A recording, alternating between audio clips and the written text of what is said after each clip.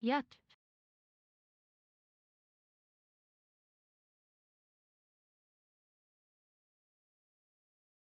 White people be like,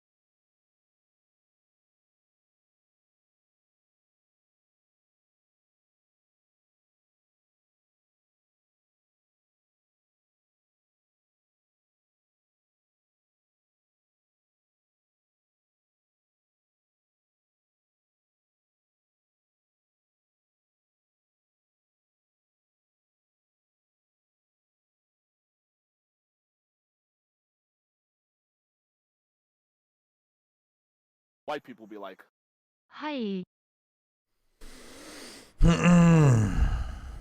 Hey guys. Hey guys.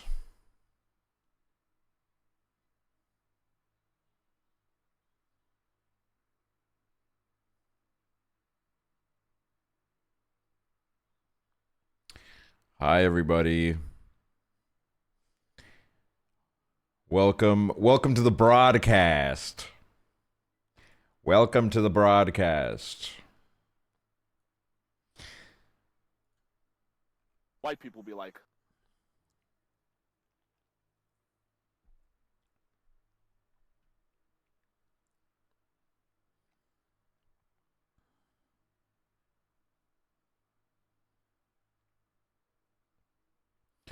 We are... Look, I've received... I'm not gonna lie, I didn't know the debate was tonight.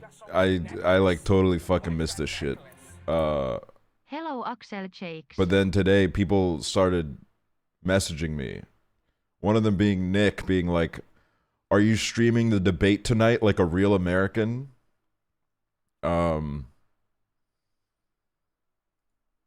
So you know, we might take a peek. I don't know if you can just like restream it. I assume that's what Hassan is doing. So if he can do it, maybe I can do it. Debate of what? Oh, you know, just like the presidential debate.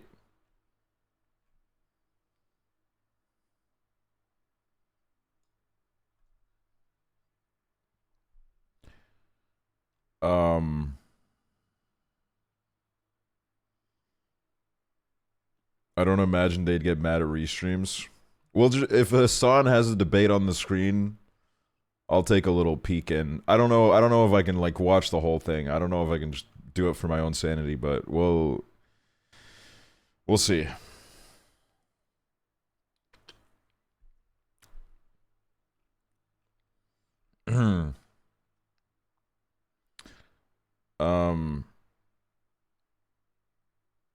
I will also, in a bit,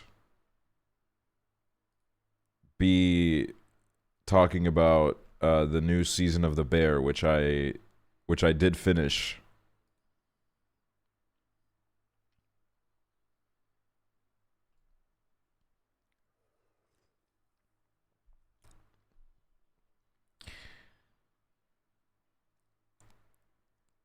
look, when I talk about it, I was gonna do it vaguely and like not try to spoil it, but when I do it, I'm gonna tell you guys to mute the stream if you don't want to hear it, and then you can unmute when I'm done, because I think I just kind of I want to be like I want to like really just I'll do a little non-spoiler section, and then I'll do like a hey, mute if you don't want to hear this part, okay?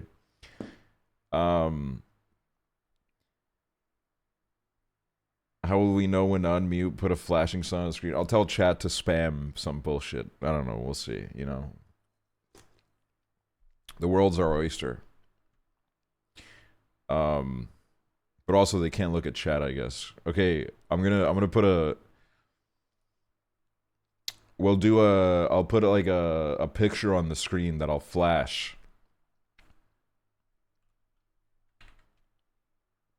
Hold on.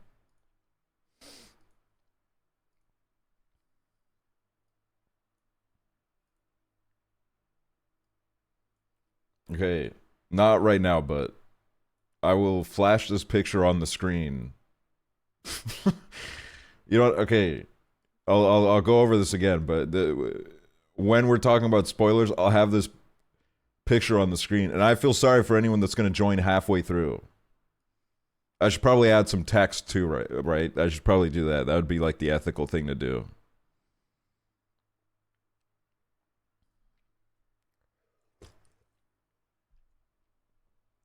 About to watch episodes 6 to 10 with oomphs. Tell your oomphs to postpone it. I need viewers.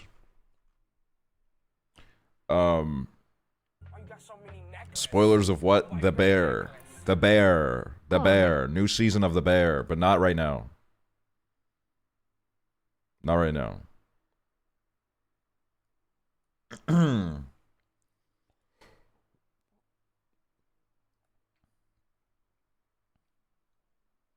Can you take it off the screen? It makes me want to mute. Dude, you've seen the whole season. Oh, well, that was the wrong thing. You've seen the whole season. Prezzo's ass was really like, oh, I gotta be responsible. I'm probably not gonna binge it until Saturday, and then he just messaged me and was like, well, I'm on episode 7. Which, you know, I understand completely. I understand how that happens. I've watched the first episode twice, actually. So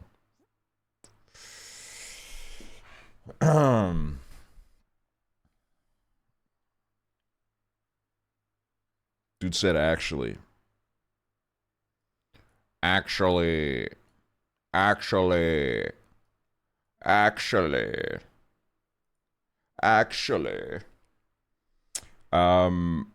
Okay. Wait, let me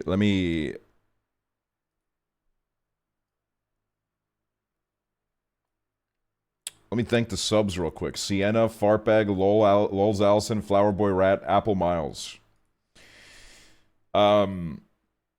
Okay. Let's talk about it, okay? New season of The Bear. This is the non-spoiler section. Is your camera FPS dog shit? Yeah, I don't know what's happening with that. I was trying to fix it, but I'm sorry. You're just gonna have to deal with it. Because I want to get on with this. I have mixed opinions, to be honest with you. Easily the weakest season. It's really kind of lacked the highs of past seasons. But I don't think it's like a horrible season. And I think, you know, I'm kind of giving it the benefit of the doubt because the first 2 seasons were so good. Trying to think of what else I can say without spoilers. Episode 1 is a really great episode. It's really good. It's like up there with like Fishes and Forks. Not on the same level, but it's up there. You know what I mean?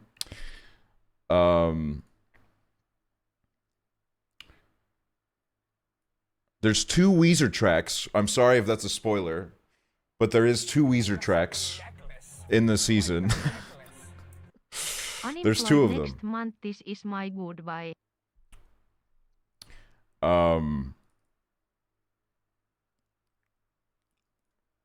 This fucking camera's pissing me off. Hold on.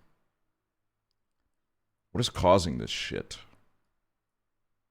Okay, that's not really better. I don't know what's doing this. I don't know why I just decided to do this. This fucking camera sucks.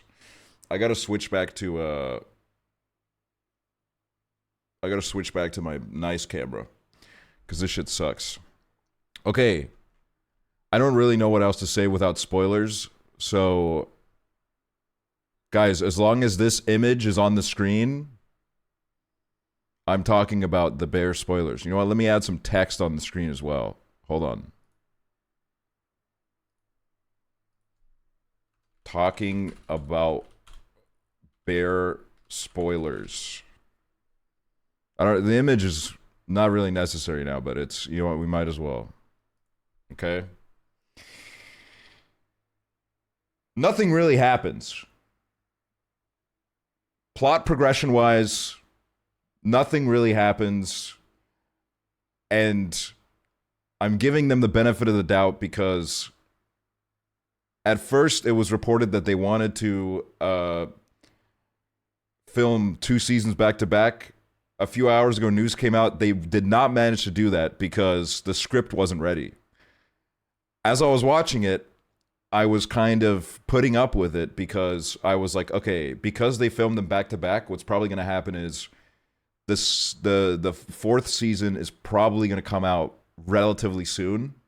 Like, we won't have to wait a year probably because the whole season feels like one big buildup. You know what I mean? They're kind of creating these little like dilemmas for the characters, and the characters quite literally spend the whole season wrestling these dilemmas, and there is no resolution. There is no resolution to any of them, really. That's not the like. I'm not like fully. I saw like an article, of someone talking about. It was like Slate or some shit. Prezzo sent it to me, where they were basically like, it's finally time to admit that The Bear is a bad show. I don't think it's like that serious. I think the season was still like pretty good. I just think maybe it would have probably come out better if they were able to do back-to-back filmings of the season. Because now, you know, I think people's dislike for the season might marinate a little bit stronger now that they probably have to wait a little bit longer for new episodes.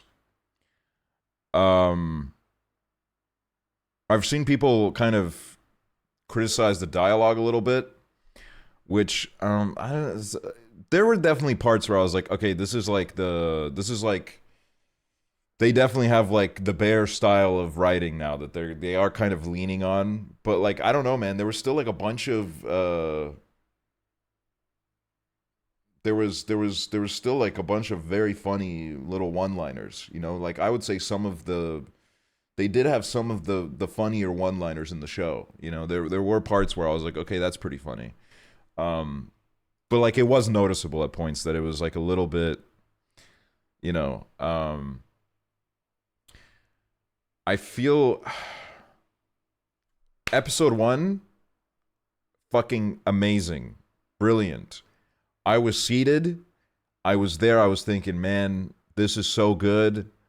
This season's about to go fucking crazy. And then, you know, I'm not gonna lie, each passing episode, I would finish it and I would think to myself, oh man, I bet something's gonna like really gonna happen next episode. Like I feel like it's the tension's building, like something's really gonna happen next episode. And then it was just you know, what I like about the season feels like basically every member of the cast got a chance to shine. You know, everybody had their moment this season. The Tina episode was nice. I really like the dialogue between Tina and Mikey. I thought it really showed like a really nice side of Mikey. Gives us some, you know, insight into who he was once more. And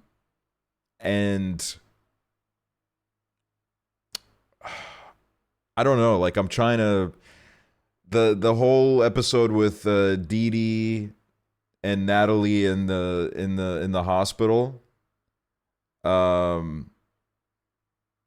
was, it felt like an episode that was kind of trying to be like one of those huge kind of like a little bit of like, oh, this is like a big episode character building wise. I don't know if it's because Dee Dee reminds me so much of my own parents, but I started to feel claustrophobic, and I kind of like started tuning out of the episode a little bit. There were parts of it that were great, but there was a point where I was like, I can't be this close to Jamie Lee Curtis. That's not even anything on the show. I think that's just me personally. I can't be this close to her. This is too much. I feel uncomfortable. So, you know, that was mostly me. I was, and I'm sorry to touch on this again, I was watching the season and I was like, well, I feel like this kind of really crushes the Sid Carmi shit, because it's kind of obvious that that is not what's happening whatsoever.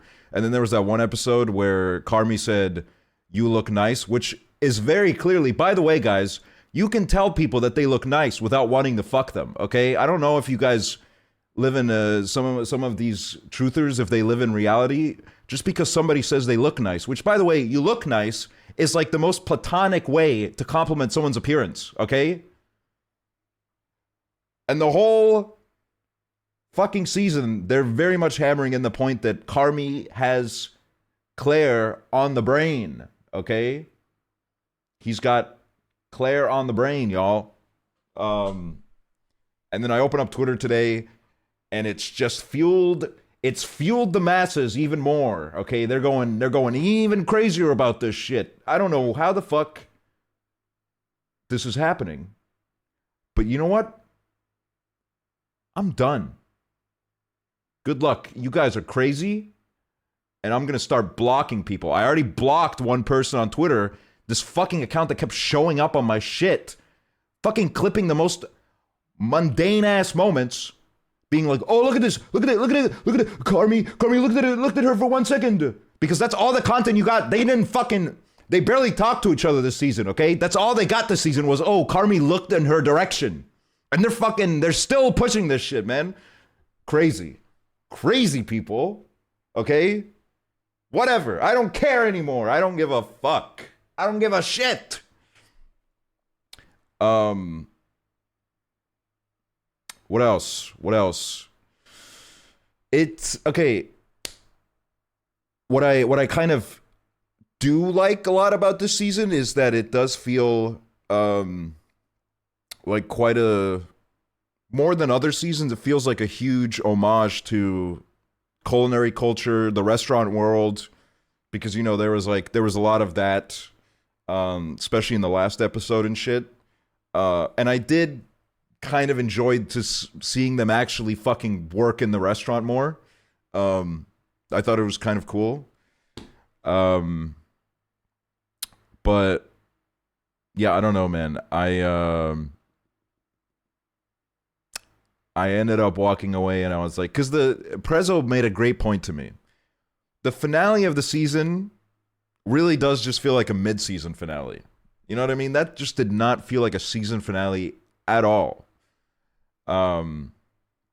It was so clear that it was kind of written with the idea of, okay, we're gonna shoot them back to back, and then, you know, we'll do like we'll drop the fourth season probably like in a few months, maybe like end of the year.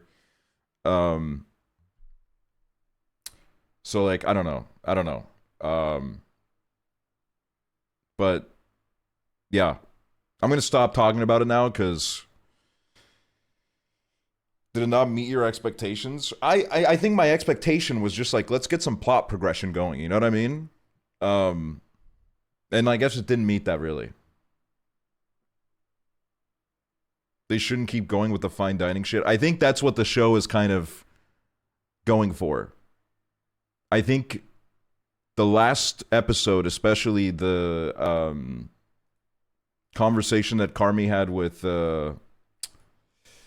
Chef, what's her fucking name? How did I just forget her name? I just had it in my mind like a moment ago, and I've completely blanked on it. Chef Terry.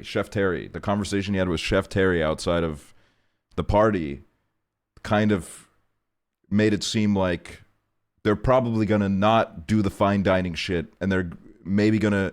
My prediction is there's gonna be some kind of time jump in the next season because Sid is obviously like.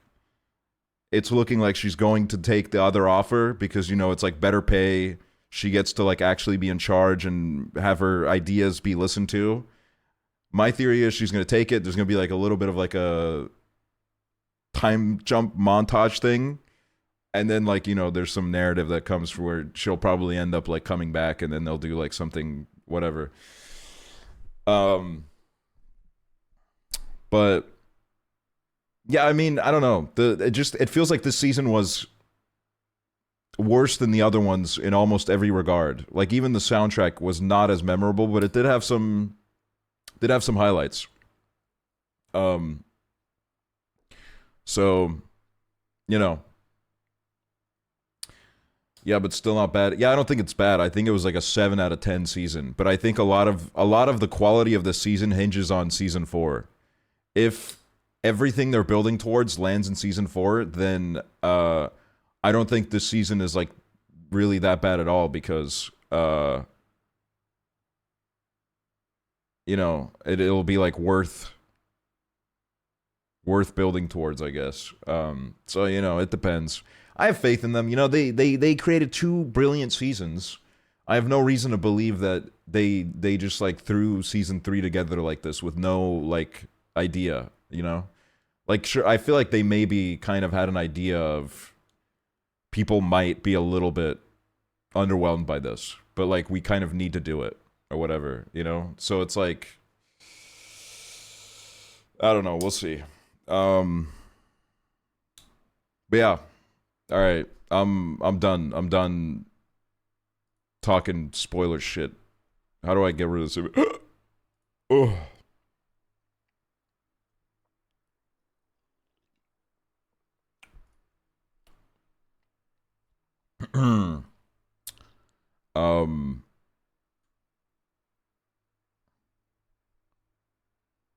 Get serialized. It's like letterbox for series. I have a serialized, and I don't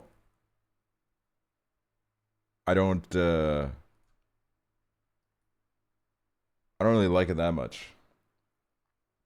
I don't know. The UI is kind of fucky, and it's like a lot of information on the screen. It's like a little bit overwhelming. But I just did it because I was like, I want to know how many hours of TV shows I've watched, and then I was like, I've watched too many TV shows. I don't have the time to like log all this.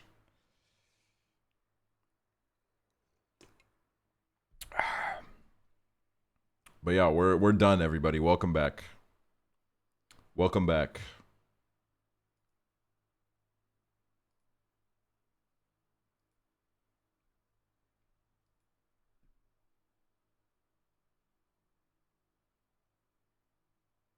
Those wings were so good, though.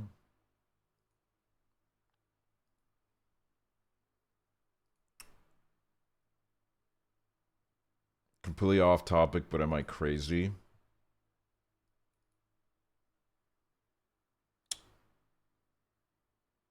Why did I think this was Prezzo?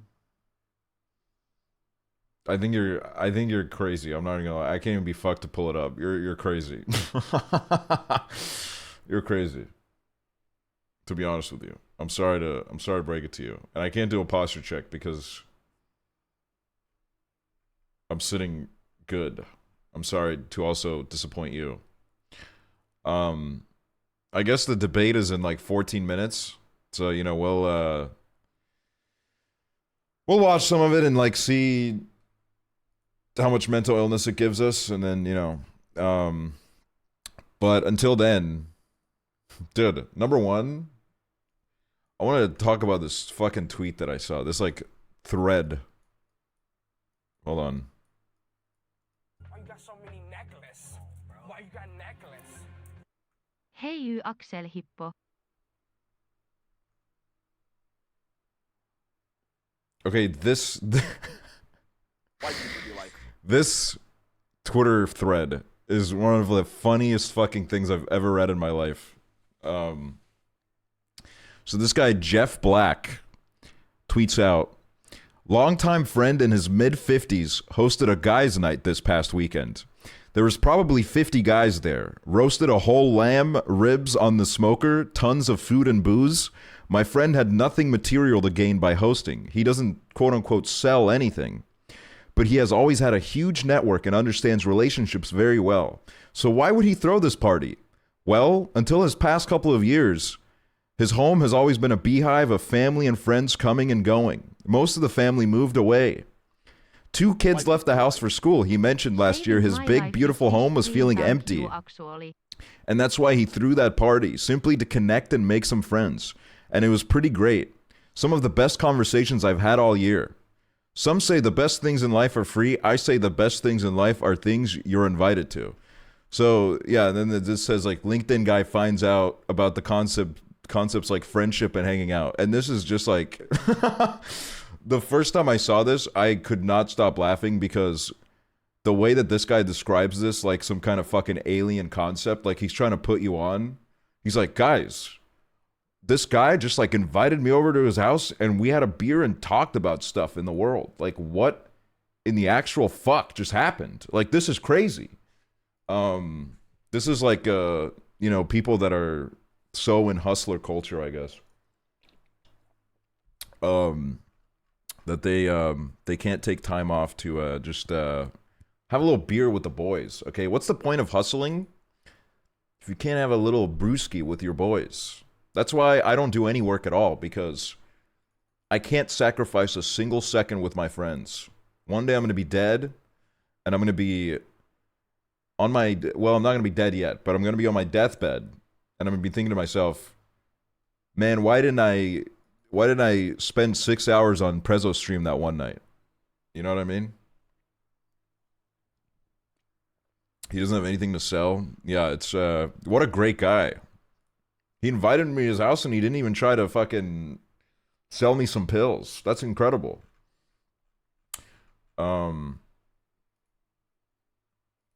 Also, another thing I saw was, the first animated show on X, which is like it's like a conservative sitcom, but the way it's like written seems like it's making fun of conservatives. It's like the funniest shit I've seen. It's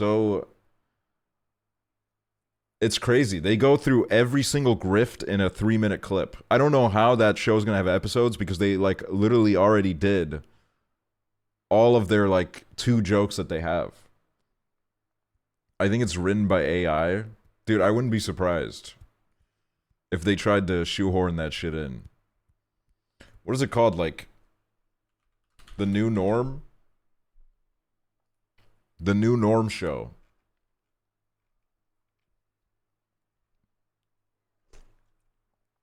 Like, this has got to be a bit, right?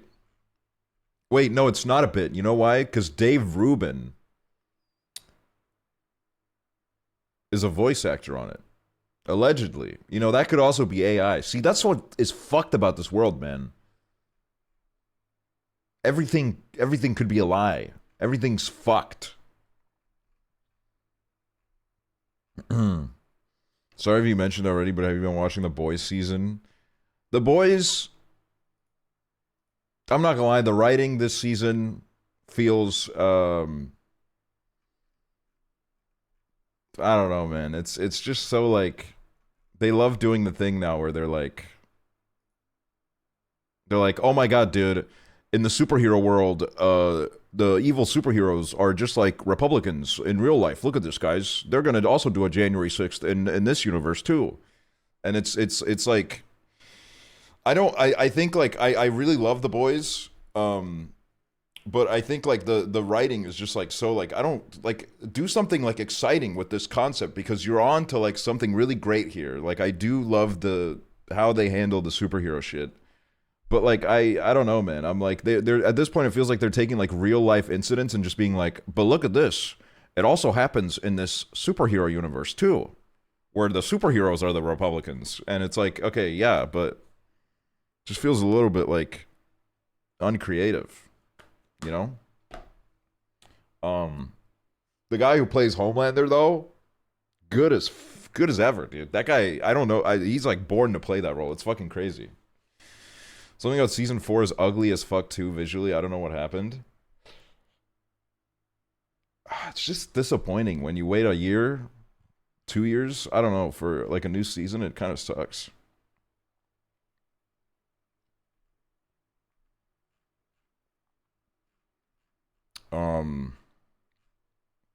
So you know.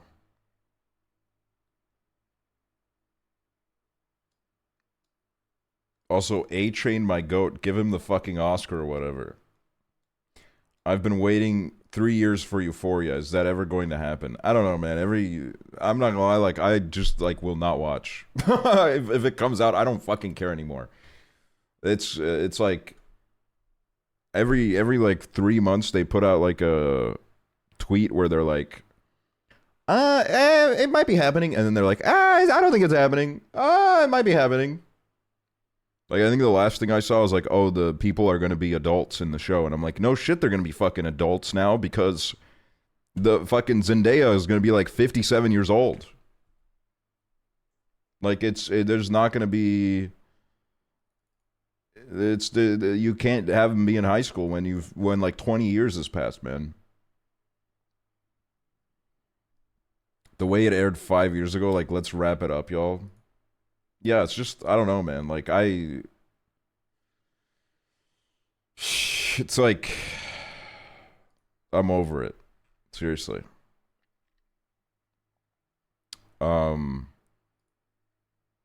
People Rosalie, Snail Jelly, Cal Soupy. Thanks for the subs, guys.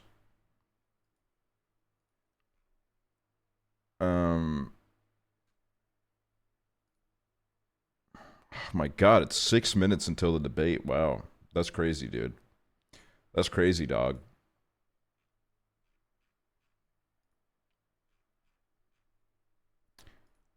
I guess I should, like, figure out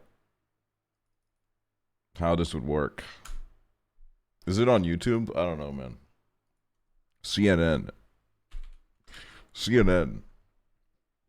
Watch live. Biden and Trump face off in first 2024 presidential debate, hosted by CNN.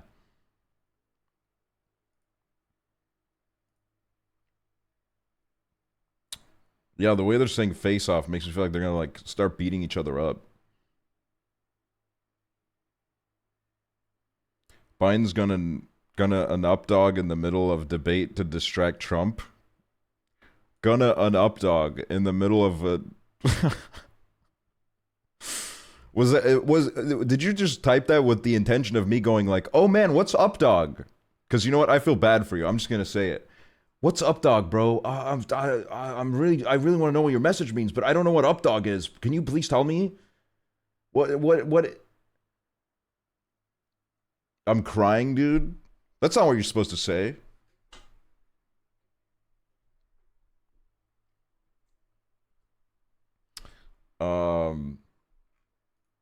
Yeah, I don't know, man. Gonna be crazy when this happens. Biden tells Trump to KYS in debate. Yeah, I could, if he, like, forgets where he is for a second, he might do that. I feel like Biden has those moments where, like, his, like, gaffe meter kind of goes to 0 for a second, and he says something, like, crazy out of pocket. Not that that would be out of pocket, but he has a couple of those, situations.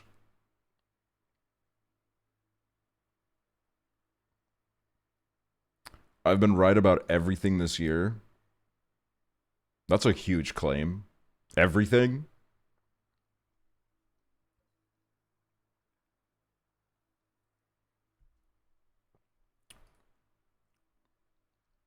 Yeah, right leaning.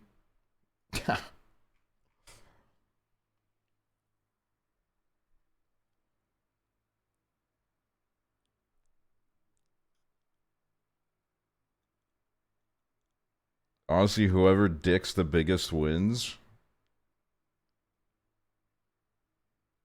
Dude, I better not see any of their penises tonight. I'm gonna get banned if I do. That's gonna be really annoying for me.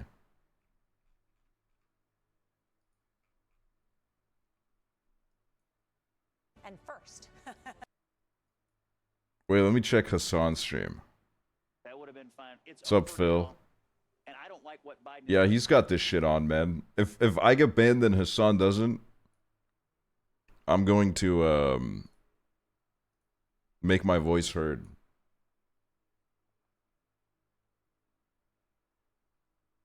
Can you call Hassan? I don't really want to call Hassan, to be honest with you.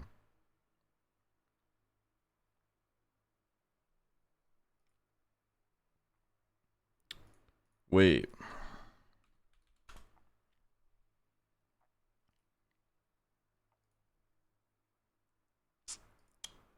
Hold on. I'm like trying to pull everything up, man. I'm moving at like 5 miles per hour right now. Hold on.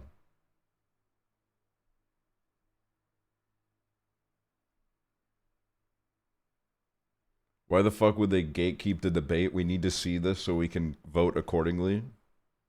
I don't know, man. I don't know how America works. There's a lot of things that do not make sense to me. So I just, you know, I always ask questions first.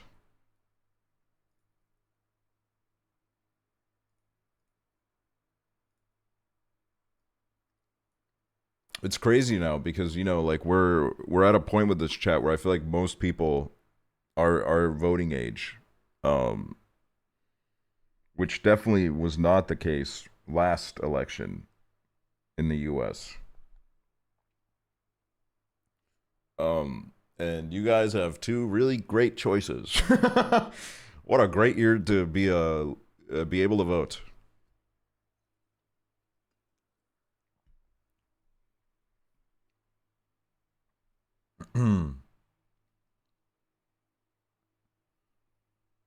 Hold on. Let me get all Hassan on this stream right now. Long been a storied part of presidential campaigns, with history making moments for Let me candidates. turn this shit up. You go again. Yet this showdown is without parallel. Oh, they love showing the 45th and fucking clips 46th of Ronald presidents Reagan still debates. seeking to define one another. In the Did you guys know that Ronald Reagan owned in his debate? Being fought on new ground. Gray's asleep, thank you.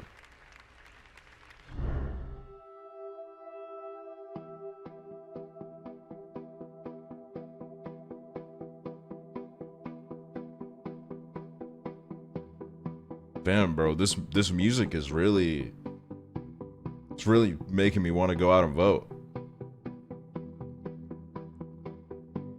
I'm not even kidding, being Canadian means you just missed the election, like 100 total votes because no one was paying attention. I feel like you're just making that up to excuse the fact that you didn't realize the election was happening.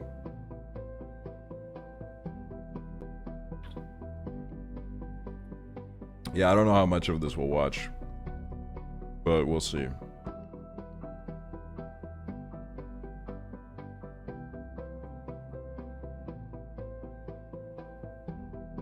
I was in Australia one time and I couldn't figure it out. Did you guys know that in Estonia you can vote online?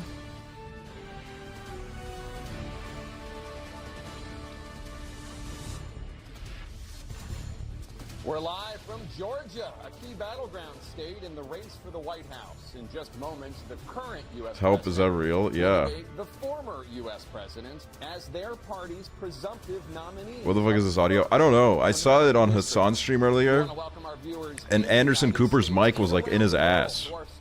It was like horrible. I don't know what CNN is doing. Presidential debate. This debate is being produced by CNN and is coming to you live on CNN CNN International, CNN.com, CNN Max, and CNN Espanol. This is a pivotal moment between President Joe Biden and former President Donald Trump in their rematch for the nation's highest office. Each will make his case to the American people with just over 4 months until Election Day. Good evening, I'm Dana Bash, anchor of CNN's Inside Dana Politics Bash. and co-anchor of State of the Union. I'm Jake Tapper, anchor of CNN's The Lead and co-anchor of State of the Union. Dana and I will co-moderate this evening. Our job is This audio to does suck. facilitate Yeah, dude, it's a fucking debate ass. between Why is my the audio candidates better than tonight. this Before we multi-billion-dollar introduce them, we want to share media the rules of the corporation? debate with the audience at home. Former President Trump will be on the left side of the screen. President Biden will be appearing on the right. A coin toss determined their positions. Each candidate will have 2 minutes A coin to answer toss. a question and 1 minute each for responses and rebuttals. An additional minute for follow-up, clarification, or response is at the moderator's discretion. Bro, When why it's is time this for not the candidate disappearing? to speak, his Oh, there it is. microphone will be turned on, and his opponent's microphone will be turned The off. fucking Should Discord candidate ass logo, interrupt man. What the when his fuck? microphone is muted, he will be difficult to understand The server or admins are hear. gonna deafen him. At the end of the debate, each candidate will get 2 minutes for closing statements. This graphic looks like it's from fucking Deal or No Deal. Pre-written notes, props, or contact with campaign staff are not permitted during the debate. By accepting our invitation to debate, both candidates and their campaigns agreed to accept these rules. Now, please welcome the 46th President of the United States, Joe Biden. Well, here he comes. Wow. Yep, this is what a great person to get people out to vote. And please welcome the 45th President of the United States, Donald Trump. Oh my god. Even he looks fucking dried up. This is crazy. This is this is fucking insane. Gentlemen, thanks so much for being here. Let's begin the debate, and let's start with the issue that voters consistently say is their top concern. Are they in the same room? Economy. President Biden, Oh, they are. inflation has slowed, but prices remain high. Since you took office, the price of essentials has increased.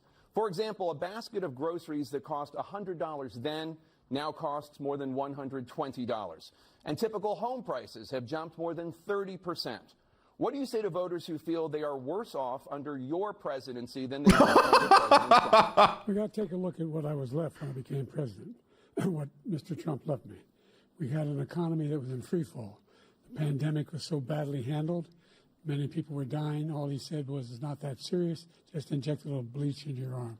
You'll be all right. The economy collapsed. There were no jobs. Unemployment rate rose to 15%. It was terrible. And so what we had to do was try to put things back together again. And that's exactly what we began to do.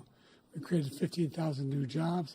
We brought out the position where we have 800,000 new manufacturing jobs.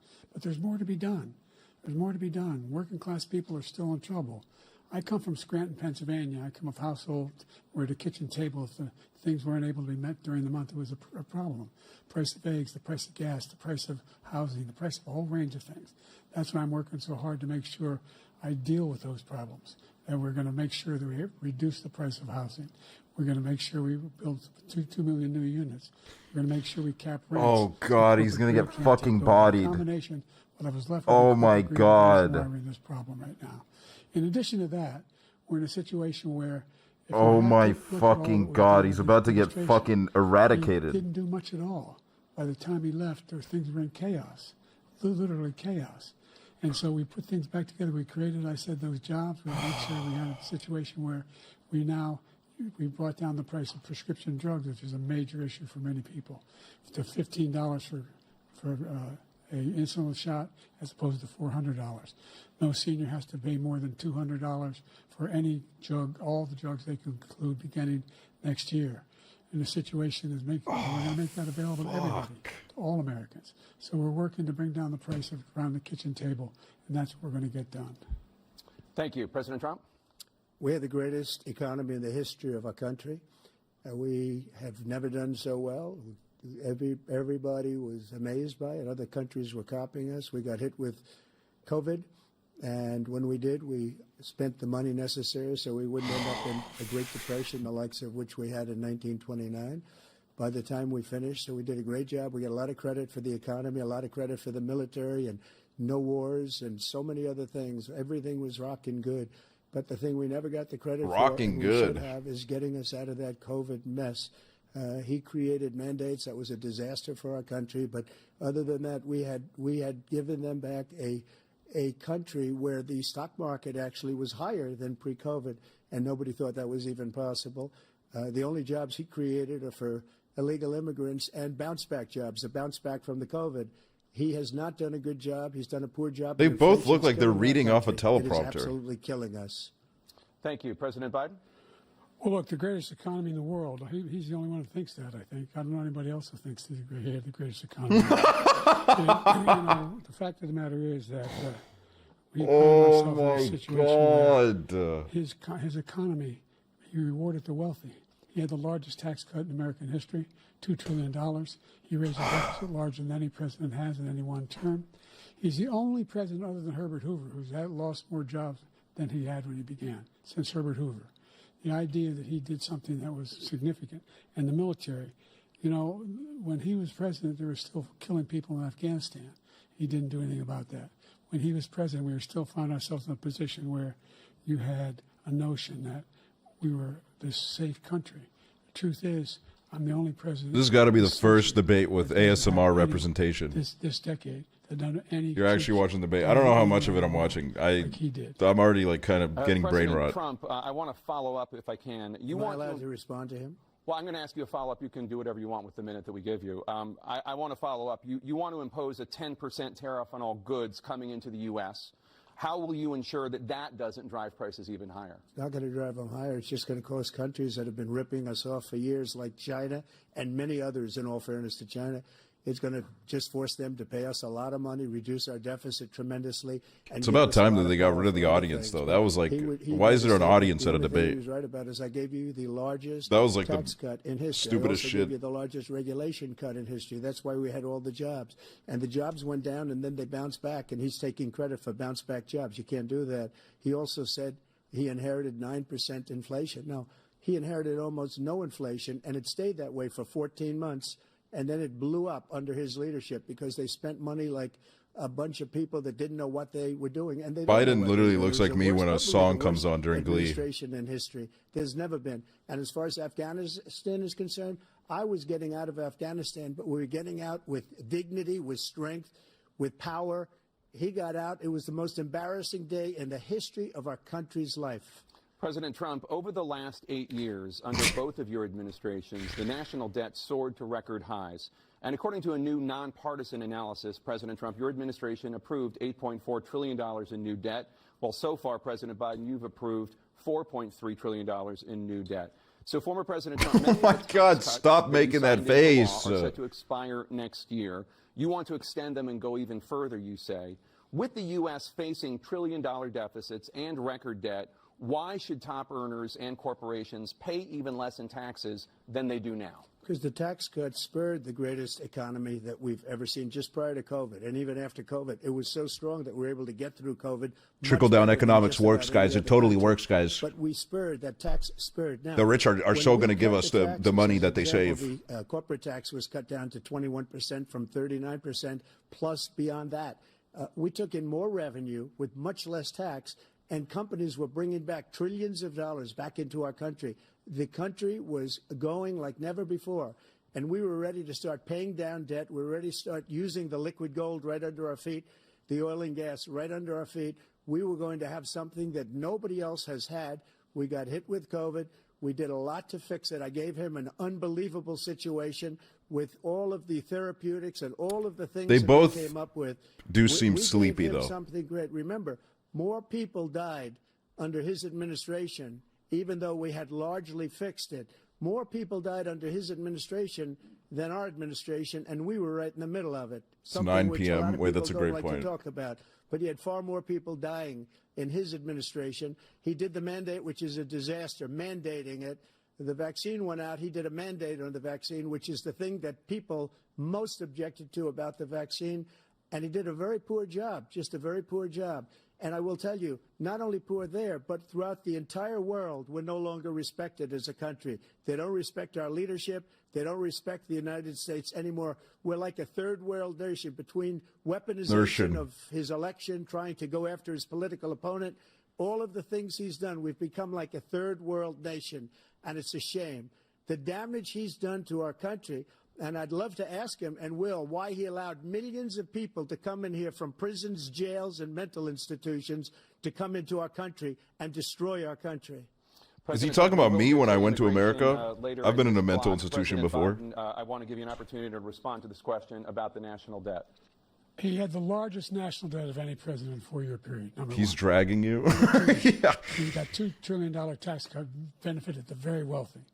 What I'm going to do is fix the tax system. For example, we have 1,000 trillionaires in America. I mean, billionaires in America. Oh my God, Joe! In a situation where Joe. pay 8.2% in taxes. If they just paid 24%, 25%, either one of those numbers, they'd raise $500 billion, I should say, in a 10-year period. We'd be able to wipe out his debt. We'd be able to help make sure that all those things we need to do, child care, elder care, making sure that we continue to strengthen our healthcare system, making sure that we're able to make every single solitary person eligible for what I've been able to do with the COVID. Excuse me, with dealing with everything we have to do. This is. Look. Oh no, dude!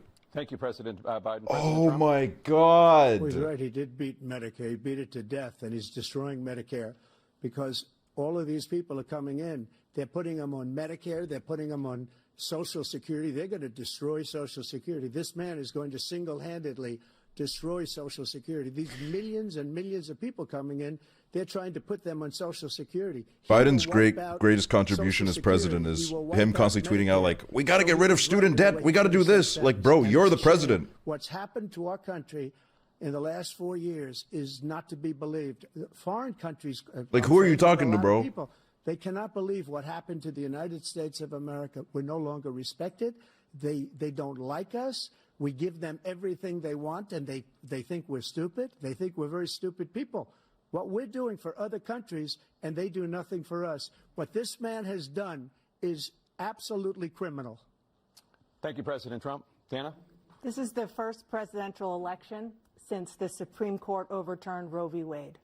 This morning, the court ruled on yet another abortion case, temporarily allowing emergency abortions to continue in Idaho, despite that state's restrictive ban. Former President Trump, you take credit for the decision to overturn Roe v. Wade, which returned the issue of abortion to the states. Correct. However, the federal government still plays a role in whether or not women have access to abortion pills. They're used in about 2/3 of all abortions. As president, would you block abortion medication? First of all, the Supreme Court just approved the abortion pill, and I agree with their decision to have done that, and I will not block it. And if you look at this whole question that you're asking, complex but not really complex. 51 years ago, you had Roe v. Wade, and everybody wanted to get it back to the states. Everybody, without exception. Democrats, Republicans, liberals, conservatives. Everybody wanted it back. Religious leaders. We could be back. Yeah. Three great Supreme Court justices on the court. Yeah, dude. And they happened to vote in favor of killing Roe v. Wade and moving it back to the states. This is something that everybody wanted.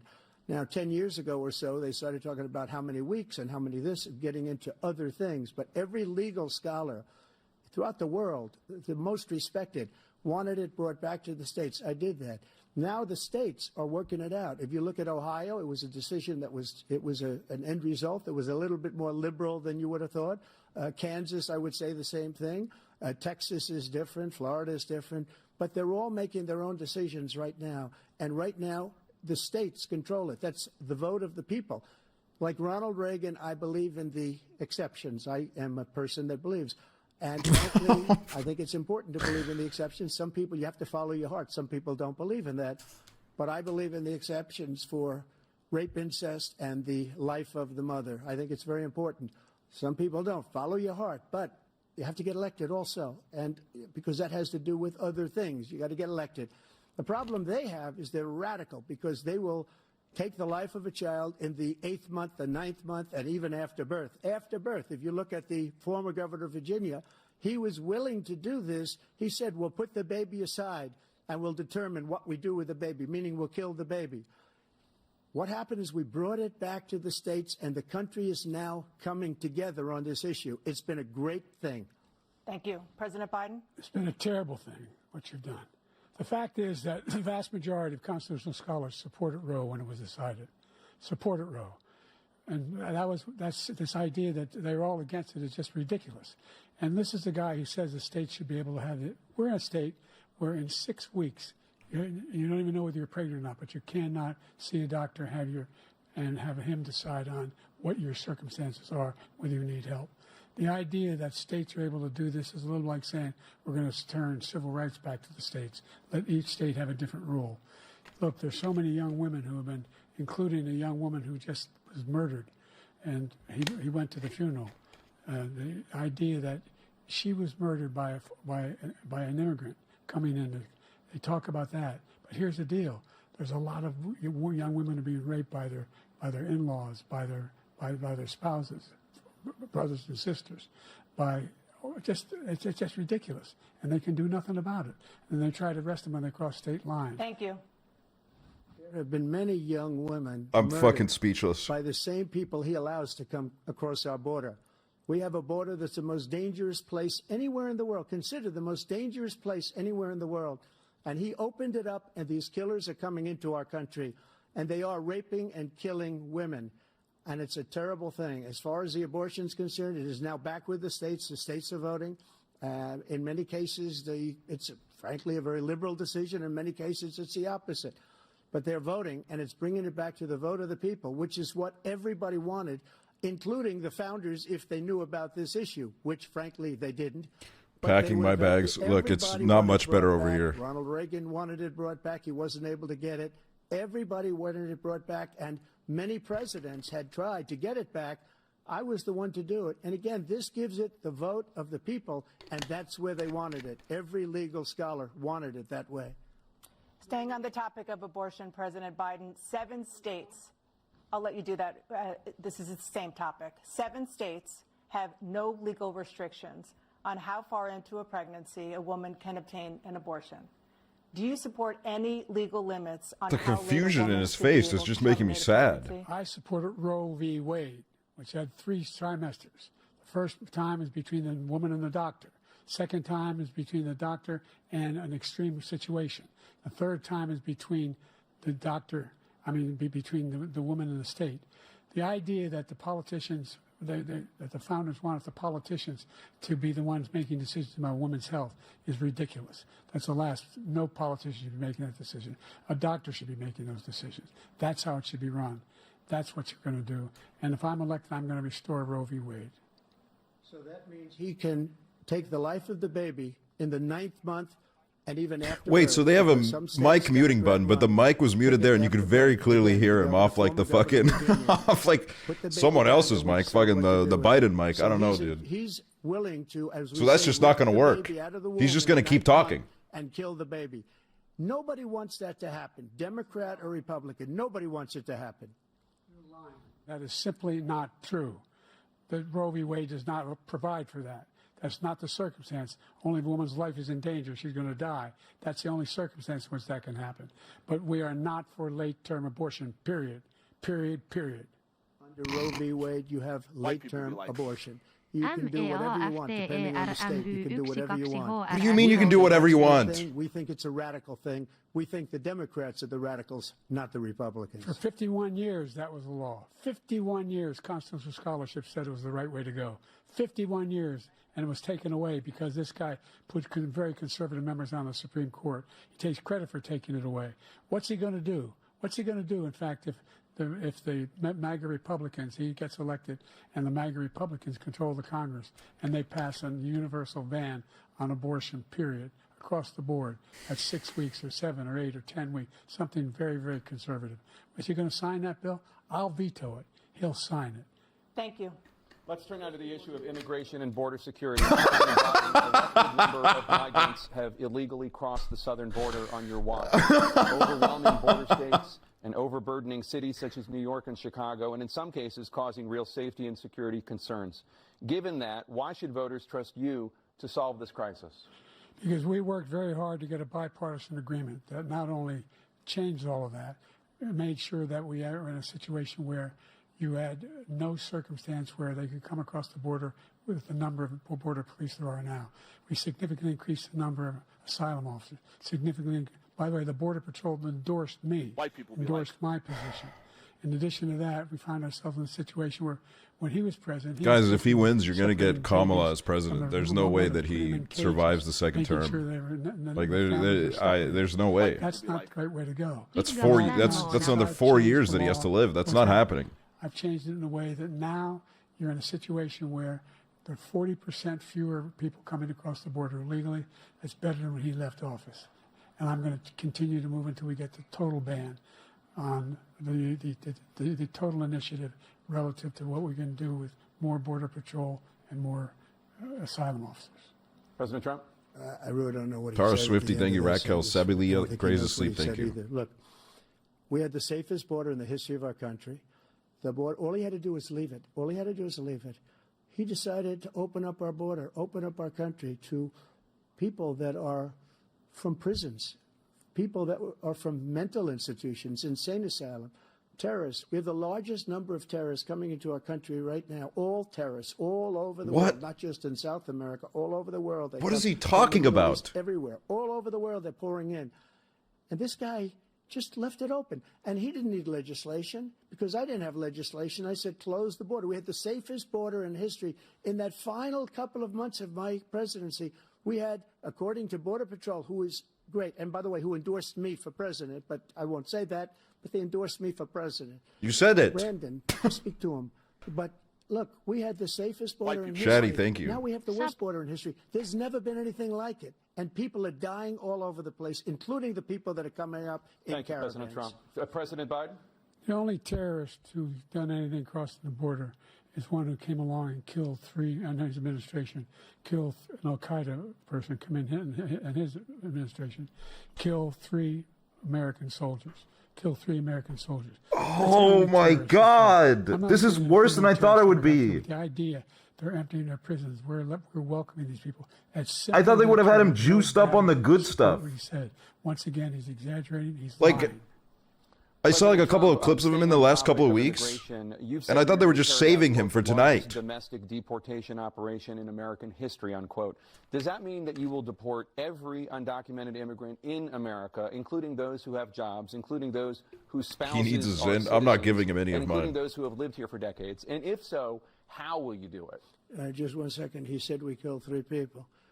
The people we killed are al-Baghdadi and Soleimani, the 2 greatest terrorists, biggest terrorists anywhere in the world. And it had a huge impact on everything, not just border, on everything. He's the one that killed people with the bad water, including hundreds of thousands of people dying and also killing our citizens when they come in. We are living right now in a rat's nest. They're killing our people in New York, in California, in every state in the union because we don't have borders anymore. Every state is now a border. And because of his ridiculous, insane, and very stupid policies, people are coming in and they're killing our citizens. This grift is so fucking easy. It's so easy to be like a conservative grifter. You can just say whatever you want and people will be like, yes! At a level that we've never seen before. Yeah, I know. I saw it happen. Yeah. Incredible young girls over the last few days. One of them, I just spoke to the mother, and he just had the funeral for this girl, 12 years old. This is horrible what's taken place. What's taken place in our country, we're literally an uncivilized country now. He doesn't want it to be. He just doesn't know. He opened the borders. Nobody's ever seen anything like. And we have to get a lot of these people out, and we have to get them out fast because they're going to destroy our country. Just take a look at where they're living. They're living in luxury hotels in New York City and other places. Our veterans are on the street. They're dying because he doesn't care about our veterans. He doesn't care. He doesn't like the military at all, and he doesn't care about our veterans. Nobody been worse. I had the highest approval rating for veterans taking care of the VA He has the worst. He's gotten rid of all the things that I approved, choice that I got through Congress, all of the different things I approved, they abandoned. We had by far the highest, and now it's down in less than half because he's done all these great things that we did, and I think he did it just because I approved it, which is crazy. But he has killed so many people at our border by allowing all of these people to come in. And it's a very sad day in America. President Biden, you have the mic. Every single thing he said is a lie. Every single one. For example, veterans are a hell of a lot better since they passed the PACT Act. 1 million of them now have insurance, and their families have it. Their families have it because what happened, whether it was Agent Orange or burn pits, they're all being covered now. And his group opposed that. We're also in a situation where we have great respect for veterans. My son spent a year in Iraq, living right next to one of those burn pits, came back with stage 4 glioblastoma. I was recently in France for D-Day, and I spoke all about those heroes that died. I went to the World War I cemetery he refused to go to. He was standing with his 4-star general, and he told me, he said, I don't want to go in there because they're a bunch of losers and suckers. My son was not a loser, was not a sucker. You're the sucker. You're the loser. President Trump? First of all, that was a made-up quote, suckers and losers. They made it up. It was in a third-rate magazine that's failing, like many of the magazines. He made that up.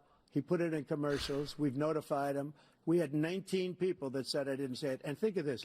Who would say I'm at a cemetery or I'm talking about our veterans? Because nobody's taken better care. I'm so glad this came up, and he brought it up. There's nobody that's taken better care of our soldiers than I have. Bro, his face is... Generals and others, I'm sorry, I'm just like so... We have 19 people that said it was never said by me. It was made up by him, just like Russia was made up, just like the 51 intelligence agents are made up, just like the new thing with the 16 economists are talking. It's the same thing. 51 intelligence agents said that the laptop was Russia disinformation. It wasn't. That came from his son, Hunter. It wasn't Russia disinformation. He made up the suckers and losers, so he should apologize Hunter to reference. me right now. 4-star general standing to your side who was on your staff who said you said it, period. That's number one. And number two, the idea that I have to apologize to you for anything along the line. We've done more for veterans than any president has in American history. And they now are in their family. The only sacred obligation we have as a country. God, he keeps is repeating to care for our himself. veterans when they come home and their families and equip them when they go to war. That's what we're doing. That's what the VA is doing now. They're doing more for veterans than ever before in our history. All right, thank you so much. Let's move to the topic of foreign policy. I want to begin with Russia's war against Ukraine, which is now in its third year. Former President Trump, Russian President Vladimir Putin says he'll only end this war if Russia keeps the Ukrainian territory it has already claimed and Ukraine abandons its bid to join NATO. Are Putin's terms acceptable to you? First of all, our veterans and our soldiers can't stand this guy. They can't stand him. They think he's the worst commander-in-chief, if that's what you call him. Biden looks like he's believing him. He's like, oh my God, is that true? So let's get that straight. They don't like me? And they like me more than just about any of them. And that's based on every single bit of information. As far as Russia and Ukraine, if we had a real president, the president that knew, that was respected by Putin, he would have never invaded Ukraine. A lot of people are dead right now, much more than people know. You know, they talk about numbers. You can double those numbers, maybe triple those numbers. He did nothing to stop it. In fact, I think he encouraged Russia from going in. I'll tell you what happened. He was so bad with Afghanistan. It was such a horrible embarrassment, most embarrassing moment in the history of our country, that when Putin watched that and he saw the incompetence, that he should have fired those generals, like I fired the one that you mentioned, and so he's got no love lost, but he should have fired those generals. No general got fired for the most embarrassing moment in the history of our country, Afghanistan, where we left billions of dollars of equipment behind. We lost 13 beautiful soldiers, and 38 soldiers were obliterated. And by the way, we left people behind, too. We left American citizens behind. A ghost. When Putin saw that, he said, you know what? I think we're going to go in and maybe take this was his dream. I talked to him about it, his dream. The difference is he never would have invaded Ukraine. Never. Just like Israel would have never been invaded in a million years by Hamas. You know why? because Iran was broke with me. I wouldn't let anybody do business with them. They ran out of money. They were broke. They had no money for Hamas. They had no money for anything, no money for terror. That's why you had no terror at all during my administration. This place, the whole world is blowing up under him. President Biden? I've never heard so much malarkey in my whole life. Look, the fact of the matter is that we're in a situation where, let's take the last point first. Iran... Guys, he said malarkey. We're so back.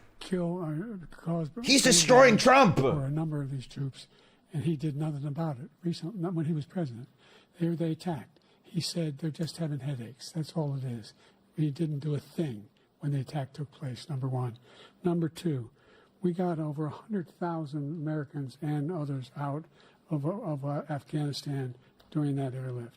Number three, we found ourselves in a situation where, if you take a look at what Trump did in Ukraine, this guy told Trump, do whatever you want, and do whatever you want. And that's exactly what Trump did to Putin, encourage him, do whatever you want. And he went in. And listen to what he said when he went in. He was going to take Kyiv in 5 days, remember? Because it's part of the old Soviet Union. That's what he wanted to reestablish, Kyiv. And he, in fact, didn't do it at all. He wasn't able to get it done. And they've lost thousands and thousands of troops, 500,000 troops. President Trump, I never come back said to you that. for 1 minute. I just want to go back to my original question, which is, are Putin's terms acceptable to you? Keeping the territory in Ukraine? No, they're not acceptable. But look, this is a war that never should have started. If we had a leader in this war, he led everybody along. He's given $200 billion now or more to Ukraine. He's given $200 billion. Bro, his advisors got to tell him, just close the mouth. Just close the mouth and you'll look so much more in control. Comes to this country, he walks away with $60 billion. He's the greatest salesman ever. And I'm not knocking him. I'm not knocking anything. I'm only saying the money that we're spending on this war. He should just have a guy next to him that goes like this. It should have never happened. I will have that war settled between Putin and Zelensky as president-elect before I take office on January 20th. I'll have that war settled. People being killed so needlessly, so stupidly, and I will get it settled, and I'll get it settled fast before I take office. Before you take office. The fact is that Putin is a war criminal. He's killed thousands and thousands of people. And he has made one thing clear. He wants to reestablish what was part of the Soviet Empire. Not just a piece. He wants all of Ukraine. That's what he wants. And then do you think he'll stop there? Do you think he'll stop when if he takes Ukraine? What do you think happens to Poland? What do you think of Belarus? What do you think happens to those NATO countries? And so if you want a war, you ought to find out what he's going to do, because if in fact he does what he says and walks away, and by the way, all that money we give Ukraine are from weapons we make here in the United States. He didn't mention Estonia. Weapons, not the money at this point. I think the first 2016 election, one of like the Republican, I forgot what his name was, that's why we're strong. But during like one of these debates after in the analysis show, he said something like, So what if they take Estonia and Latvia? We're talking about St. Petersburg suburbs over here. and I've never been so angry in my life. I've never seen more fucking bullshit in my life. Israel's response has killed thousands of Palestinians and created that shit's like burned into my brain. I've never mauled it that hard before in my life. You've put forward a proposal to resolve this conflict, but so far Hamas has not released the remaining hostages, and Israel is continuing its military offensive in Gaza. So what additional leverage will you use to get Hamas and Israel to end the war? You have 2 minutes. Number one, everyone from the United Nations Security Council straight through to the G7 to the Israelis and Netanyahu himself have endorsed the plan I put forward, which has 3 stages to it. The first stage is trade the hostages for a ceasefire. Second phase is a ceasefire with additional... Bro, it would actually be really easy to do a ceasefire if you would stop giving them weapons, bro. The only one who wants the war to continue is Hamas, number one. They're the only ones standing out. We're still pushing hard to get them to accept. In the meantime, what's happened? In Israel, we're finding that the only thing I've denied Israel was 2,000-pound bombs. They don't work very well in populated areas. They kill a lot of innocent people. We're providing Israel with all the weapons they need and when they need them. And by the way, I'm the guy that organized the world against Iran when they had a full-blown intercontinental ballistic ballistic missile attack on Israel. No one was hurt. No one Israeli was accidentally killed, and it stopped. We saved Israel. We are the biggest producer of support for Israel of anyone in the world. And so there are two different things. Hamas cannot be allowed to be continued. We continue to send our experts and our intelligence people as to how they can get Hamas like we did bin Laden. You don't have to do it. And by the way, they've been greatly weakened, Hamas, greatly weakened, and they should be. They should be eliminated. But you've got to be careful for what using certain weapons among population centers. He literally was like, yeah, we care about the ceasefire anyways. We're doing everything we can to give Israel all the weapons they need, except for 2,000-pound bombs, guys. I'm the great guy. I said no 2,000-pound bombs. 100 billion or maybe more than that, less than us. Why doesn't he call them and say, you got to put up your money like I did with NATO? I got them to put up hundreds of billions of dollars. The Secretary General of NATO said Trump did the most incredible job I've ever seen. They wouldn't have any. They were going out of business. We were spending almost 100% of the money was paid by us. He didn't do that.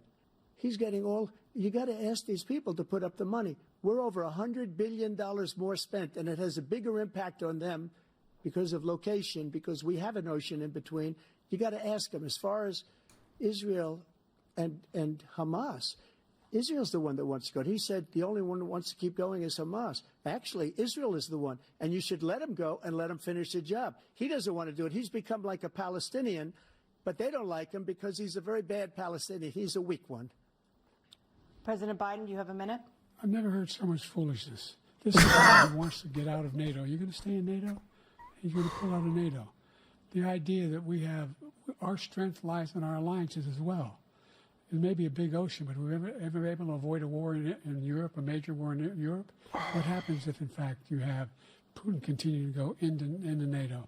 We have an Article 5 agreement. Attack on one is attack on all. You want to start the nuclear war he keeps talking about, go ahead. Let Putin go in and control Ukraine and then move on to Poland and other places. See what happens then. He has no idea what the hell he's talking about. And by the way, I got Go ahead. Go ahead. Around the world to support Ukraine, including Japan and South Yeah, Korea. you can take Ukraine, but if you try to take Poland, oh, we're going to be really mad. As a serious threat to the whole world peace. No major war in Europe has ever been able to be contained just to Europe. President Trump, just to follow up, would you support the creation of an independent Palestinian state in order to achieve peace in the region? I'd have to see, but before we do that, the problem we have is that we spend all the money. So they kill us on trade. I made great trade deals with the European nations because if you add them up, they're about the same size economically. Their economy is about the same size as the United States. And they were no cars, they don't want anything that we have, but we're supposed to take their cars, their food, their everything, their agriculture. I changed that. But the big thing I changed is they don't want to pay. And the only reason that he can play games with NATO is because I got them to put up hundreds of billions of dollars. Fisherina, thank you. And he's right about this. I said, no, I'm not going to support NATO if you don't pay. They asked me that question. Would you guard us against Russia at a very secret meeting of the 28 states? This is like all such bullshit. They might as well like start fucking comparing letterbox profiles on stage because this is all just like they get asked a question and then they just like fucking randomly generate a response. There's no like fact behind anything what they're saying. This is. Let's turn to the issue of democracy. It would be like genuinely more productive to just talk about anything other than politics at this point because this is just all some of them stormed the malarkey. Capitol to stop the constitutionally mandated counting of electoral votes. As president, you swore an oath to, quote, preserve, protect, and defend, unquote, the Constitution. What do you say to voters who believe that you violated that oath through your actions and inaction on January 6th and worry that you'll do it again? Well, I don't think too many believe that. And let me tell you about January 6th. Oh, here we go. January 6th, we had a great border. Nobody coming through, very few. On January 6th, we were energy independent. On January 6th, we had the lowest taxes ever. We had the lowest regulations ever. On January 6th, we were respected all over the world. All over the world, we were respected. And then he comes in, and we're now laughed at. We're like a bunch of stupid people. You already used that line, bro. The United States' reputation under this man's leadership is horrible, including weaponization, which I'm sure at some point you'll be talking about, where he goes after his political opponent because he can't beat him fair and square. You have 80 seconds left. My question was, what do you say to those voters who believe that you violated your constitutional oath through your actions and inaction on January 6, 2021, and worry that you'll do it again? Well, I didn't say that to anybody. I said peacefully and patriotically. And Nancy Pelosi, if you just watched the news from 2 days ago, on tape to her daughter, who's a documentary filmmaker, they say, but she's saying, oh, no, it's my responsibility. I was responsible for this. Because I offered her 10,000 soldiers or National Guard, and she turned them down. And the mayor in writing, by the way, the mayor, in writing, turned it down, the mayor of D.C. They turned it down. I offered 10,000 because I could see, I had virtually nothing to do. They asked me to go make a speech. I could see what was happening. Everybody was saying they're going to be there on January 6th. They're going to be there. And I said, you know what? There's a lot of people coming. You could feel it. You could feel it, too, and you could feel it. And I said, they ought to have some National Guard or whatever. And I offered it to her. And she now admits that she turned it down. And it was the same day she was, I don't know, she can't be very happy with her daughter because it made her into a liar. She said, I take full responsibility for January 6th. President Biden? Aerofed, thank you. Look, he encouraged those folks to go up in Capitol Hill, number one. I sat in the dining room off the Oval Office. He sat there for 3 hours watching, begging, being begged by his vice president and a number of his colleagues on the Republican side as well to do something, to call for a stop, to end it. Instead, they talked about these people being patriots and great patrons of America. In fact, he says he'll now forgive them for what they've done. They've been convicted. He says he wants to commute their sentences and say that no. Can they please turn up Joe's mic? I literally think they have it cranked to maximum because you can hear the fucking white noise in the background. Scores of cases, including the Supreme Court. And you can hear like fucking Jake Tapper breathing from Joe Biden's microphone. That's how loud it is. For doing what was done. He did do a damn thing. And these people should be in jail. And they should be the ones who are being held accountable. And he wants to let them all out. And now he says if he loses again, such a whiner that he is, that there could be a bloodbath. He says our hearing is done. President Trump? What they've done to some people that are so innocent, you ought to be. Oh my God, he closed the mouth. Okay. You've done, how you've destroyed the lives. We're so back. Oh, never. Oh, it's closed. We're so back. Portland, when they ripped down many other cities. You go to Minnesota, Minneapolis, what they've done there with the fires all over the city. If I didn't bring in the National Guard, that city would have been destroyed. When you look at all of the... Oh, no, it's opening back up. Big chunks of Seattle. I was all set to bring in the National Guard. They heard that. They saw them coming, and they left immediately. What he said about this whole subject is so off. Peacefully patriotic. One other thing. The Unselect Committee, which is basically two horrible Republicans that are all gone now, out of office, and Democrats, all Democrats, they destroyed and deleted all of the information they found because they found out we were right. We were right. And they deleted and destroyed all of the information. They should go to jail for that. If a Republican did that, they'd go to jail. Thank you, President Trump. President Biden, I want to give you a minute. The only person on this stage is a convicted felon is the man I'm looking at right now. Oh, here we go. The fact of the matter is, what he's telling you is simply not true. The fact is that there was no effort on his part to stop what was going on. What the fuck? Capitol Hill. And all those people, every one of those who were convicted, turned over desks, turned them over statues. The idea that those people are patriots? Come on. When I asked him the first two debates we had, last Come on, Jack. I said, will you denounce the Proud Boys? He said, no, I'll will you denounce the Proud Boy? Will you denounce these guys? Please, will you denounce them? Will you denounce the people who attacked that Capitol? What are you going to do? I'm going to give Frank Ocean Lovebot, thank you. President Trump, for a follow-up question I have. After a jury convicted you of 34 felonies last month, you said if reelected, you would, quote, have every right to go after, unquote, your political opponents. You just talked about members of the Select Committee on January 6th going to jail. Your main political opponent is standing on stage with you tonight. Can you clarify exactly what it means about... He's like an animatronic. It's like every action is manually handled by police systems to keep his mouth shut. Probably gets tiring for the insects controlling. Again, because right now it's a failing nation. My retribution is going to be success. But when he talks about a convicted felon, his son is a convicted felon. at a very high level. His son is convicted, going to be convicted probably numerous other times. Should have been convicted before, but his Justice Department let the statute of limitations lapse on the most important things. But he could be a convicted felon as soon as he gets out of office. Joe could be a convicted felon with all of the things that he's done. He's done horrible things. All What has he done? Death caused at the border. That you care about. Telling the Ukrainian people that we're going to want $1 billion or you change the prosecutor. Otherwise, you're not getting $1 billion. If I ever said that, that's quid pro quo. That we're not going to do anything. We're not going to give you $1 billion unless you change your prosecutor having to do with the son. This man is a criminal.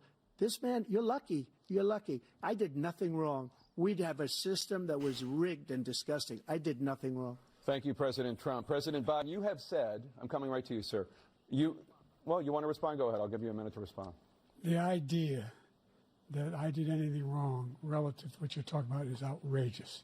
It's simply a lie, number one. Number two, the idea that you have a right to seek retribution against any American just because you're president is wrong. It's simply wrong. No president's ever spoken like that before. No president in our history has spoken like that before. Number three, the crimes the U.S. still charged with. And think of all the civil penalties you have. He looks like he's being scolded right now. Do you owe in civil penalties for molesting a woman in public, for doing a whole range of things, of having sex with a porn star on the night while your wife was pregnant? I mean, what are you talking about? You have the morals of an alley cat. Give you a minute, sir. I didn't have sex with a porn star. Morals of an alley cat. Number two, that was a case that was started and moved. They moved a high-ranking. I feel like we had a chatter named Alley Cat in like 2021. That case is going to be appealed and won. We had a very terrible judge, a horrible judge, Democrat. The prosecutor were all high-ranking Democrats, appointed people, and both the civil and the criminal. He basically went after his political opponent because he thought it was going to damage me. But when the public found out about these cases, because they understand it better than he does, he has no idea what these cases are. But when they found out about these cases, you know what they did? My poll numbers went up, way up. You know that because you're reporting it. And we took in more money in the last 2 weeks than we've ever taken in the history of. If they had sex on camera, maybe this would be. I would rather pull my eyes out. Of millions of dollars came pouring in because the public knows it's a scam and it's a guy that's after his political opponent because he can't win fair and square. Thank you, President Trump. I'm a guy that has said, like, I'd love to see Trump's penis just out of morbid curiosity, but if they start having sex, I really don't want to see that. That do you believe would be like one of the most millions of Americans horrendous who are likely to vote things. for President Trump will be voting against American democracy? The more they know about Montana's, what he's thank done, you. yes, White people be like, the more they know No, about what he's peace. done. And there's a lot more coming. He's got a lot of cases down the road coming around. He's got a whole range of issues he has to face.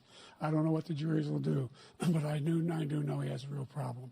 And so the fact that, could you ever think you heard any president say that I'm going to seek retribution? Do you ever hear any president say that? Who would the Glee cast vote for if they were alive It today? got me involved to run the first place after my son had died. I decided. I mean, Shu would definitely like campaign for I wasn't going to Biden. run again. Puck would go So for I like saw what happened RFK in Charlottesville, Jr. Virginia.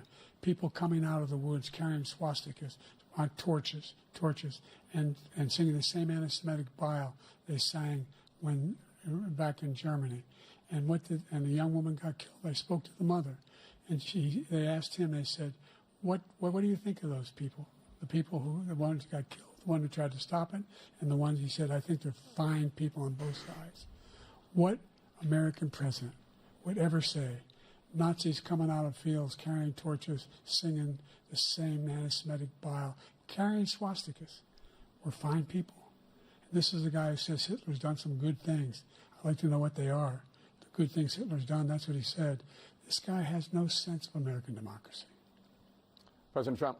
Jake, both of you know that story has been totally wiped out because when you see the sentence, it said 100% exoneration on that. So he just keeps it going. He says he ran because of Charlottesville. He didn't run because of Charlottesville. He ran because it was his last chance. He's not equipped to be president. You know it, and I know it. It's ridiculous. We have a debate. We're trying to justify his presidency. His presidency is, without question, the worst president, the worst presidency in the history of our country. We shouldn't be having a debate about it. There's nothing to debate. He made up the Charlottesville story, and you'll see it's debunked all over the place. Every anchor has, every reasonable anchor has debunked it. And just the other day, it came out where it was fully debunked. It's a Joe, don't look over there. You look confused. And he did Turn. because of Charlottesville. He No, used don't that as look an down. excuse to run. No. President Biden? And debunk. It happened. All you have to do is listen to what was said at the time. And the idea that somehow that's the only reason I ran. Oh, okay, his podium's in front of him. I thought he was just facing backstage. Coming out of that forest, carrying those woods, carrying those torches, then he didn't deserve to be president. Didn't deserve to be president at all. And the idea that he's talking about all this being fabricated, we saw with our own eyes. We saw what happened on January 6th. We saw the people breaking through the windows. We saw people occupying his own vice president. Look, there's a reason why 40 of his 44 top cabinet officers refused to endorse him this time. What is that? Sorry, I'm playing with my knife. Why? I'm fidgeting right now. I'm sorry. They serve with him. Why are they not endorsing him? Thank you, President Biden. We're going to be right back with more from the CNN. Oh, they gotta like take a sitting break. Jesus Christ. Christ. Christ.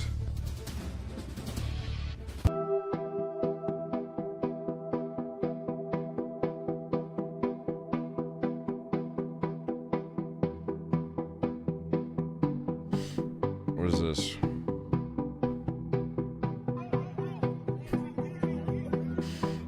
Oh, I didn't need this. I needed that. White people be like, Yo, Aksel Hippo. Randy, thank you. Yeah, it's a pretty fucked situation everywhere. I mean, in the UK too, where you know, you'll see a bunch of articles that are trying to be like, guys, the tides are changing in the UK. The Labour's finally gonna get in office, but the reason why Labour's gonna win is because they've basically just like adopted the same positions as Tories. Like the Labour guy has some like fucking Keir Starmer has like some fucking insanely transphobic points that he's running on. Yeah, I don't know, man. We need like a cleanse, dude. What the what the fuck? This has got to be the saddest thing I've ever seen in my life. Hamas attacked Israel, killing more than 1,000 people and taking. Ugh, I don't want to hear this guy talk about that. That's actually crazy that they got him. They got him his own fucking podium. Oh my god.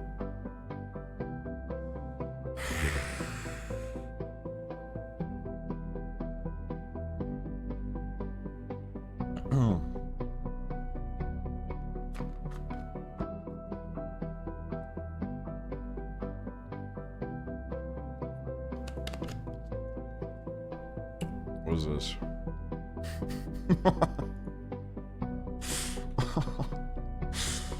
I'm not gonna lie, this is what my backpack looks like. The backpack I have, I've had since like start of high school, I think. And I'm just like, I don't even know if I were to go buy a new backpack right now, like I don't know how to buy one. Like I know where to buy one, but like I don't know what backpack would look good. I know nothing about backpacks anymore, so I'm just like, I'm gonna have it until it falls off.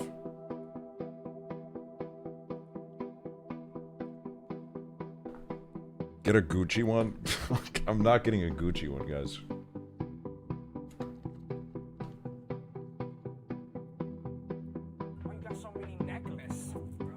Ami official, thank you. What's up? Just did my final presentation for my class and ate what's good. The waiting music is so good. Dude, I don't know why my camera is like doing this. Like what? I've all the ordinary fixes have now worked.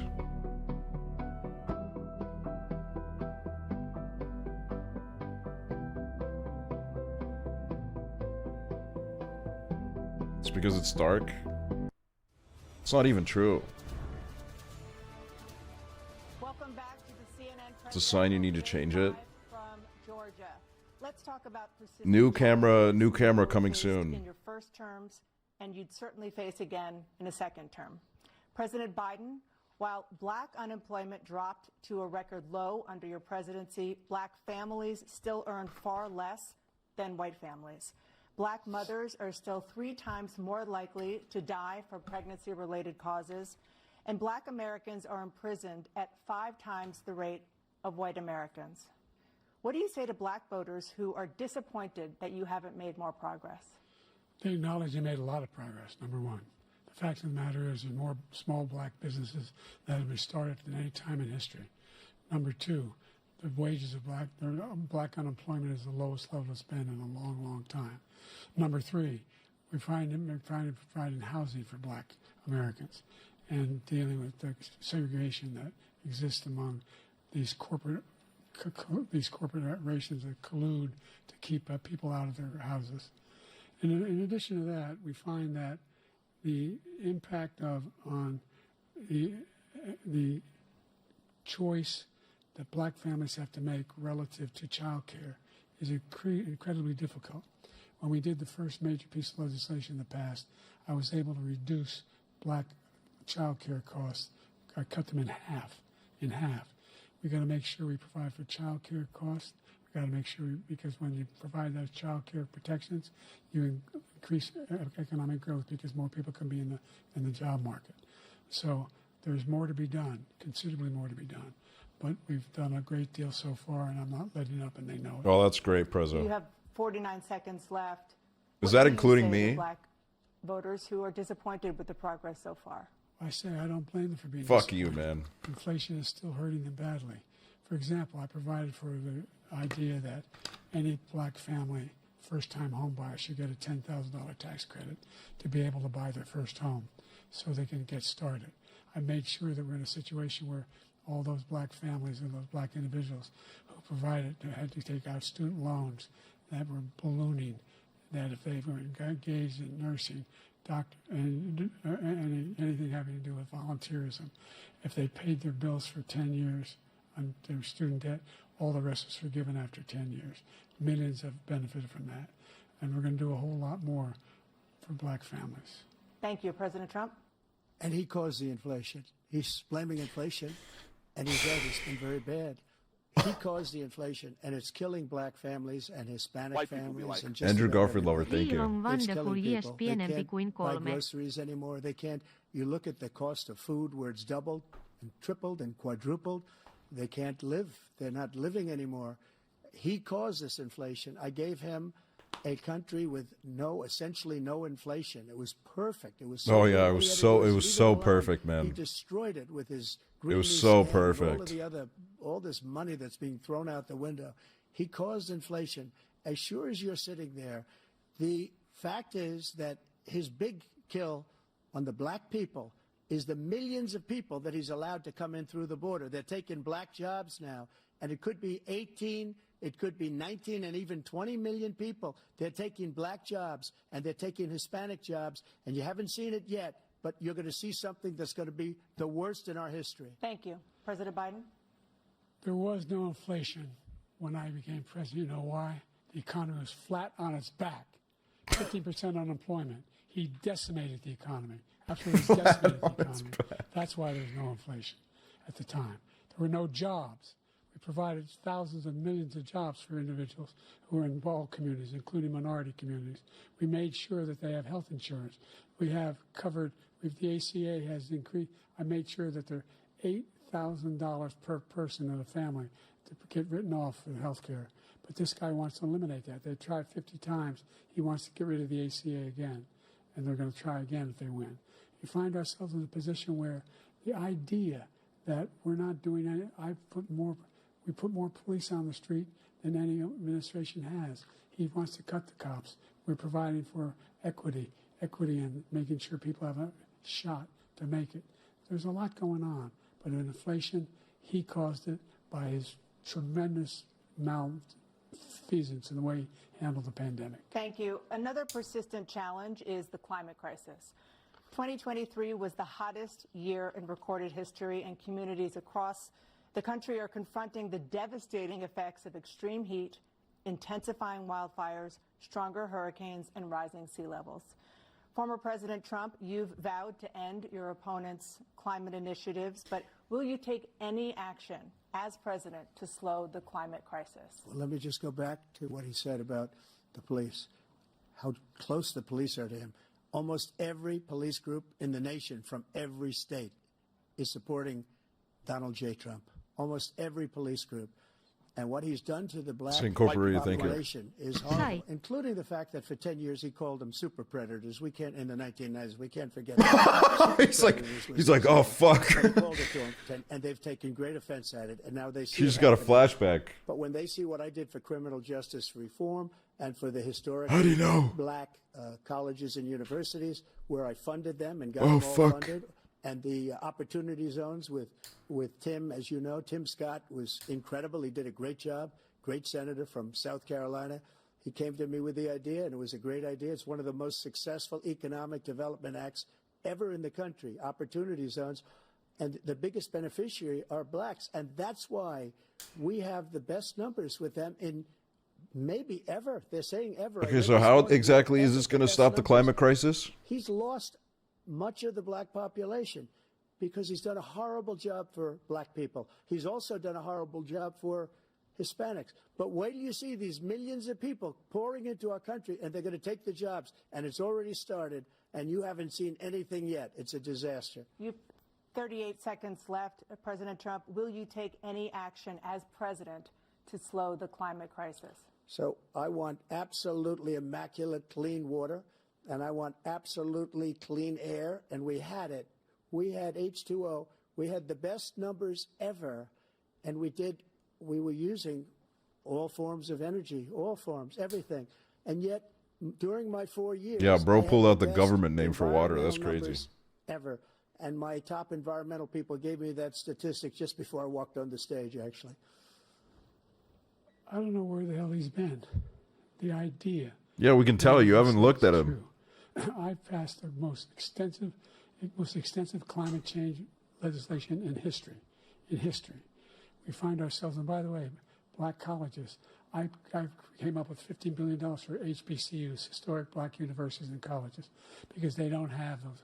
They don't have the kind of contributors that they have to build these laboratories and the like. Any black student is capable in college of doing any white student can do. They just don't have the money, but now they'll be able to get those jobs in high tech. We're in a situation where the idea that he is claiming to have done something that had the cleanest water, he hadn't done a damn thing with the environment. He pulled out of the Paris Peace Accord, Climate Accord. I immediately joined it because if we reach 1.5 degrees Celsius at any one point, there's no way back. The only existential threat to humanity is climate change, and he didn't do a damn thing about it. He must undo all that I've done.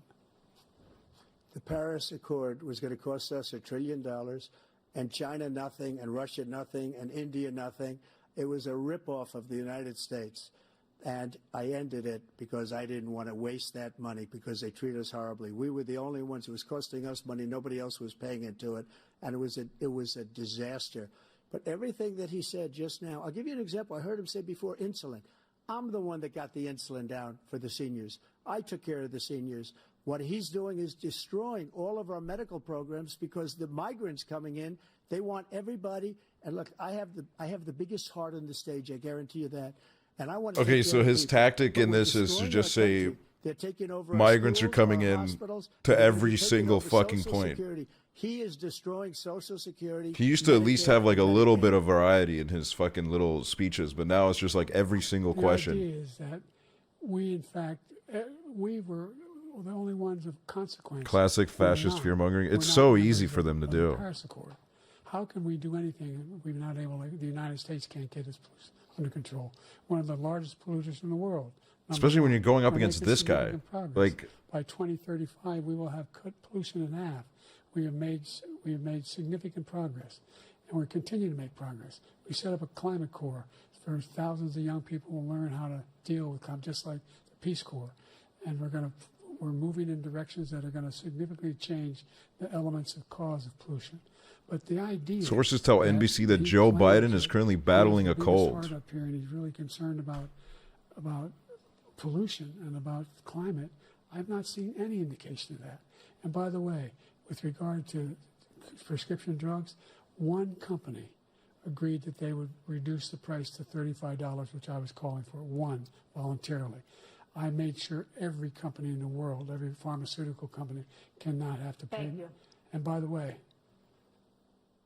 So every day, millions of Americans struggle just to make ends meet. For many older Americans, Social Security provides a critical lifeline. President Biden, if nothing is done to Social Security, seniors will see their benefits cut in just over 10 years.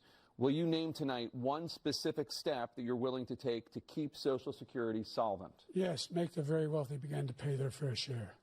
Right now, everybody making under $170,000 pays 6% of their income, of their paycheck, every single time they get a paycheck from the time the first one they get when they're 18 years old. The idea that they're going to, I'm proposing that everybody, they pay, the millionaires pay 1%. So no one I would not raise the cost of Social Security for anybody under $400,000. After that, I began to make the wealthy begin to pay their fair share by increasing. Bro, you've had 4 years time to do that. To be able to guarantee the program for life. So you still have 82 seconds left. Are there any other measures that you think that would be able to help keep Social Security solvent, or is that one enough? Well, no, that one enough will keep it solvent. But the biggest thing will do if we defeat this man, because he wants to get rid of this man. He thinks there's plenty to cut in Social Security. He's wanting to cut Social Security and Medicare, both times. And that's what. And if you look at the program put forward by the House Republican caucus that I believe supports, is in fact want to cut it as well. The idea that we don't need to protect our seniors is ridiculous. And by the way, the American public has greater health care coverage today than ever before.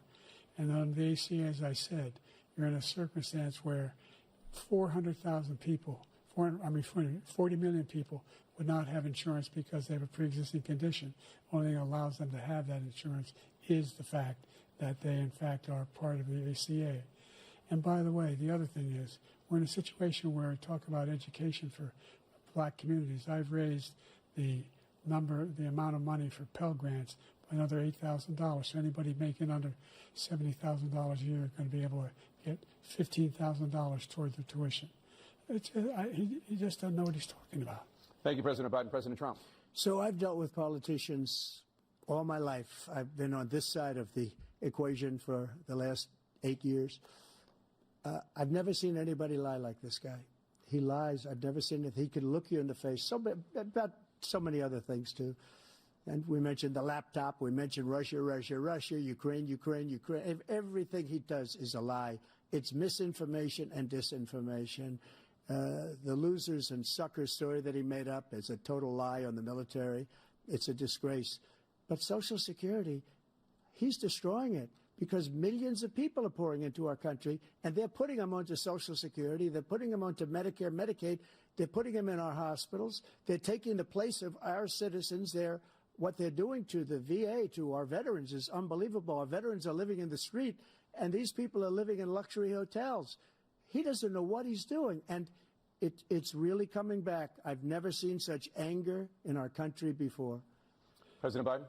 The idea that veterans are not being taken care of, I told you before. And by the way, when I said suckers and losers, he acknowledged after that he fired that general. That general got fired because he's the one that acknowledged. You know, Sue Sylvester would be eating this up. Don't lie to yourselves.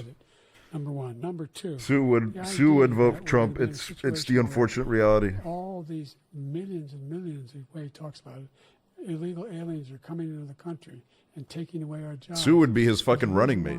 What the hell are we talking about out here? Economy in the world. The reason why we have she would vote RFK. Oh my God, she might actually. We're doing better than any Gary Johnson for sure back in the day. And by the way, I don't know if that guy's still like alive. We talked about being phony. Those 15 Nobel laureates, economists, they all said that if Trump is reelected, we're likely to have a recession, and inflation is going to increasingly go up. And by the way, worst president in history, 159 presidential scholars voted him the worst president in the history of the United States of America.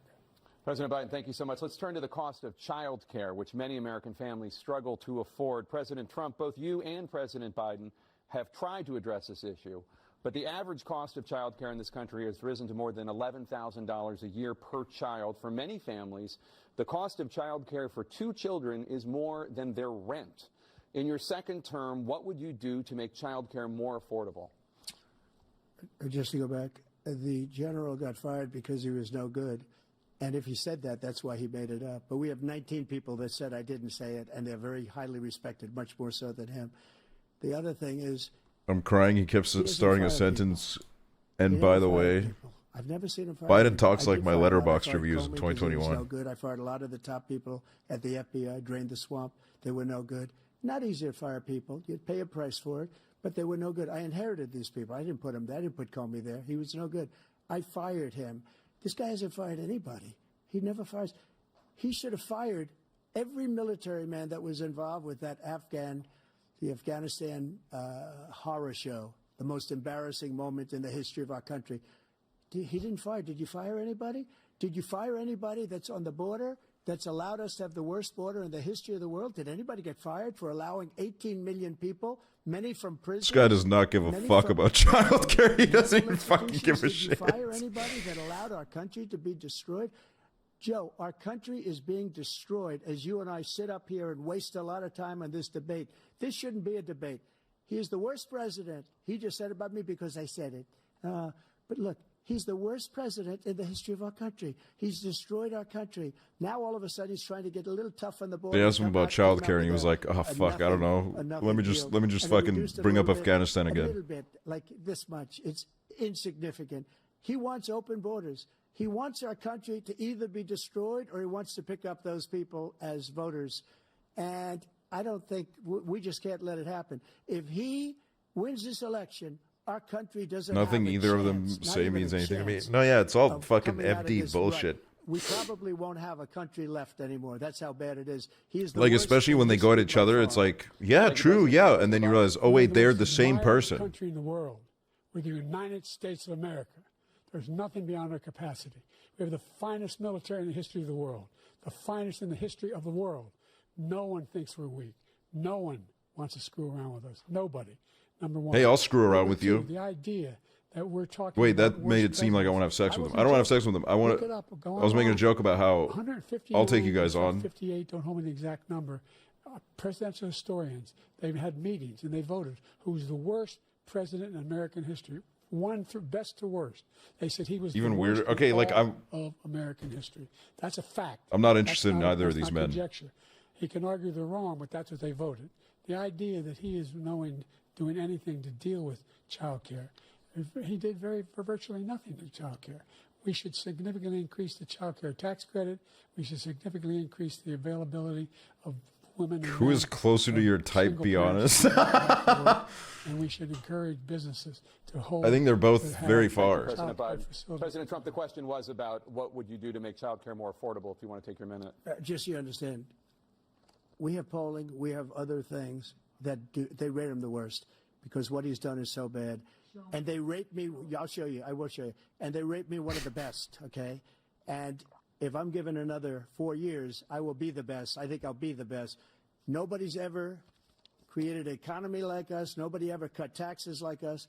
He's the only one I know. He wants to raise your taxes by 4 times. He wants to raise everybody's taxes by 4 times. He wants the Trump tax cuts to expire. So everybody, including the 2 of you, are going to pay 4 to 5 times.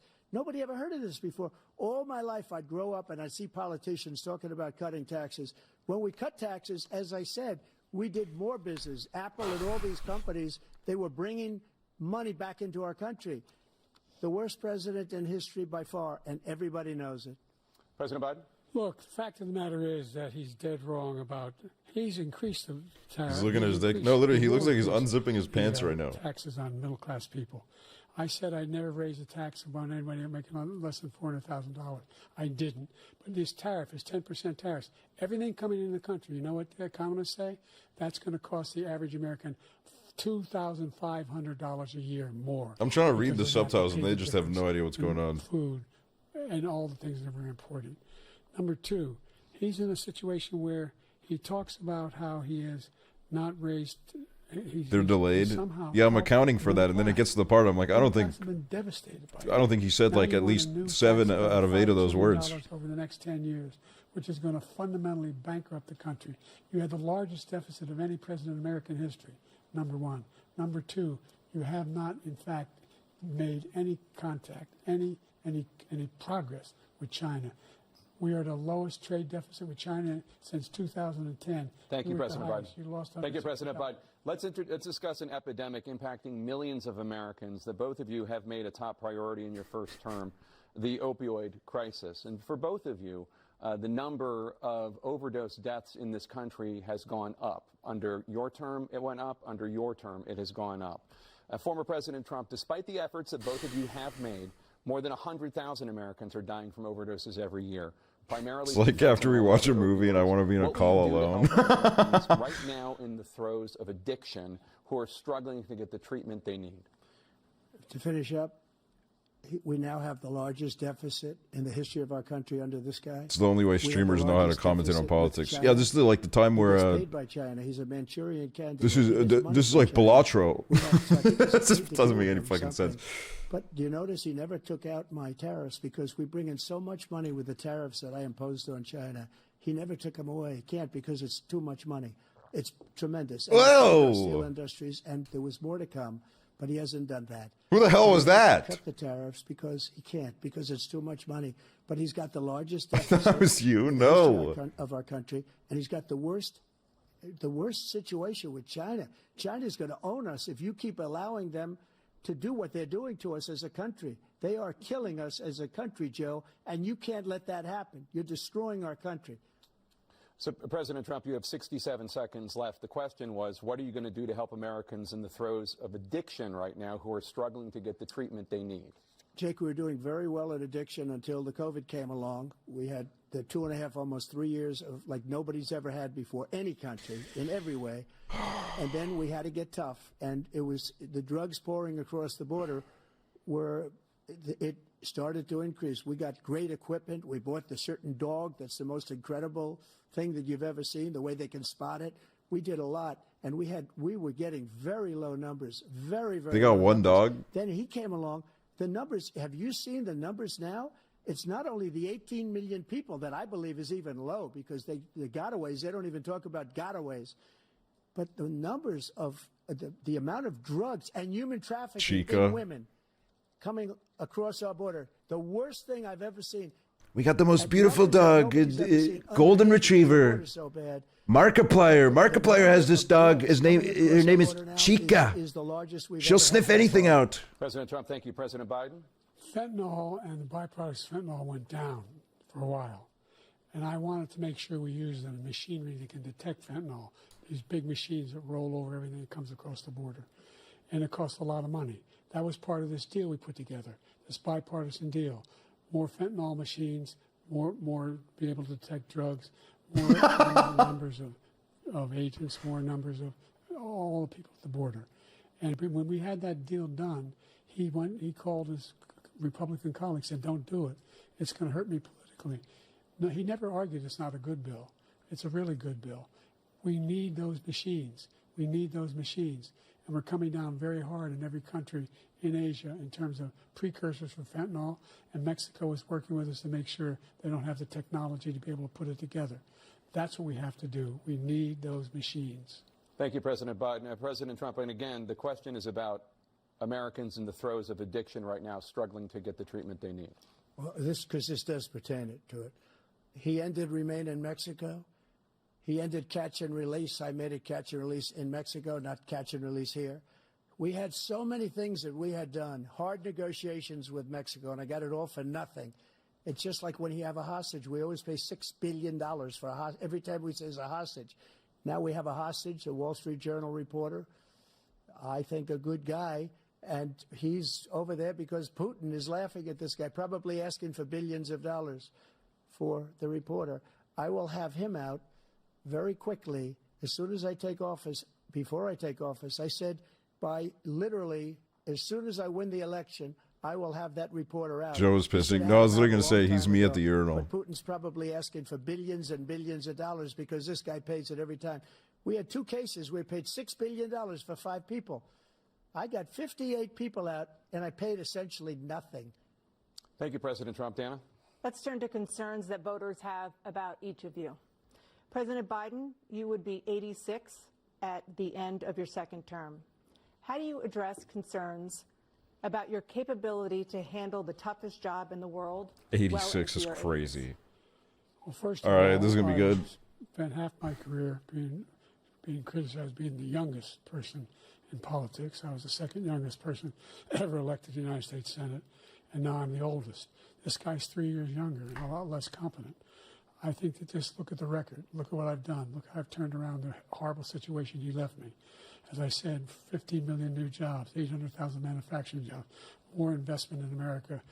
Over Biden be like, look at my record, and it's just him being racist. In enterprises that we are growing. By the way, we brought an awful lot of people. Well, the whole idea of computer chips. We used to have 40% of the market. We invented those chips, and we lost it because he was sending people.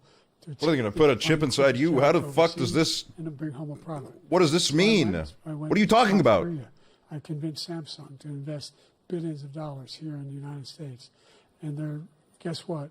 Those fabs they call to build these chips. Those fabs pay over $100,000. You don't need a college degree for them, and there's billions. About $40 billion already being invested and being built right now in the United States, creating significant jobs for Americans from all over the world. President Biden, you have 40 seconds left. Would you like to add anything? Yeah, I would. The idea that somehow we are this failing country. I never heard a president talk like this before. We're the envy of the world. Name me a single major country president who wouldn't trade places with the United States of America for all our problems and all our opportunities. We're the most progressive country in the world in getting things done. We're the strongest country in the world. We're a country in the world who keeps our word, and everybody trusts us. All of our allies and those who he coddles up to, from Kim Jong-un, we sent love letters to, and Putin, etc. They don't want to screw around with us. Thank you. Former President Trump, to follow up, you would be 82 at the end of your second term. What do you say to voters who have concerns about your capabilities to serve? Well, I took 2 tests, cognitive tests. They should tase them if they go off topic. You know, we made it public. He took none. I'd like to see him take one, just one, a real easy one. Like go through the first 5 questions. He couldn't do it. But I took 2 cognitive tests. I took physical exams every year. And, you know, we knock on wood wherever we may have wood, that I'm in very good health. 2 club championships, not even senior. 2 regular club championships. To do that, you have to be quite smart, and you have to be able to hit the ball a long way. And I do it. He doesn't do it. He can't hit a ball 50 yards. He challenged me to a golf match. I thought he was about to do that David Lynch clip where he goes silent, then he goes. I think I'm in very good shape. I feel that I'm as in good a shape as I was 25, 30 years ago. Actually, I'm probably a little bit lighter, but I'm in as good a shape as I was years ago. I feel very good. I feel the same. But I was willing to take a cognitive test. This was the test Trump took. Well, I aced him.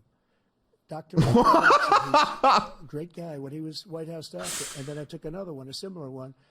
And one of them said they'd never seen anybody ace him. Thank you. President Biden? You can see he is 6'5" and only 223 pounds, or 235 pounds. Well, you said 6'4", 200.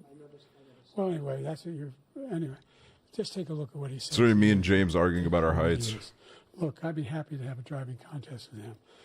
I got my handicap, which when I was vice president, down to a 6. But by the way, I told you before, I'm happy to play golf if you carry your own bag. Think you can do it? That's the biggest lie. That he's a 6 handicap of all. I was an 8 handicap. Yeah. 8. Never. But I had, you know how many. This is like the most productive moment in the debate. Let's not act like children. President Trump, we're going to turn. Let's not act like children. To a specific concern that voters have about you. Will you pledge tonight that once all legal challenges have been exhausted, that you will accept the results of this election, regardless of who wins? And Trump is definitely trying to like win over some moderates because he hasn't went hard on Biden for his like little gaffes in this, and also him saying let's not act like children. Unacceptable.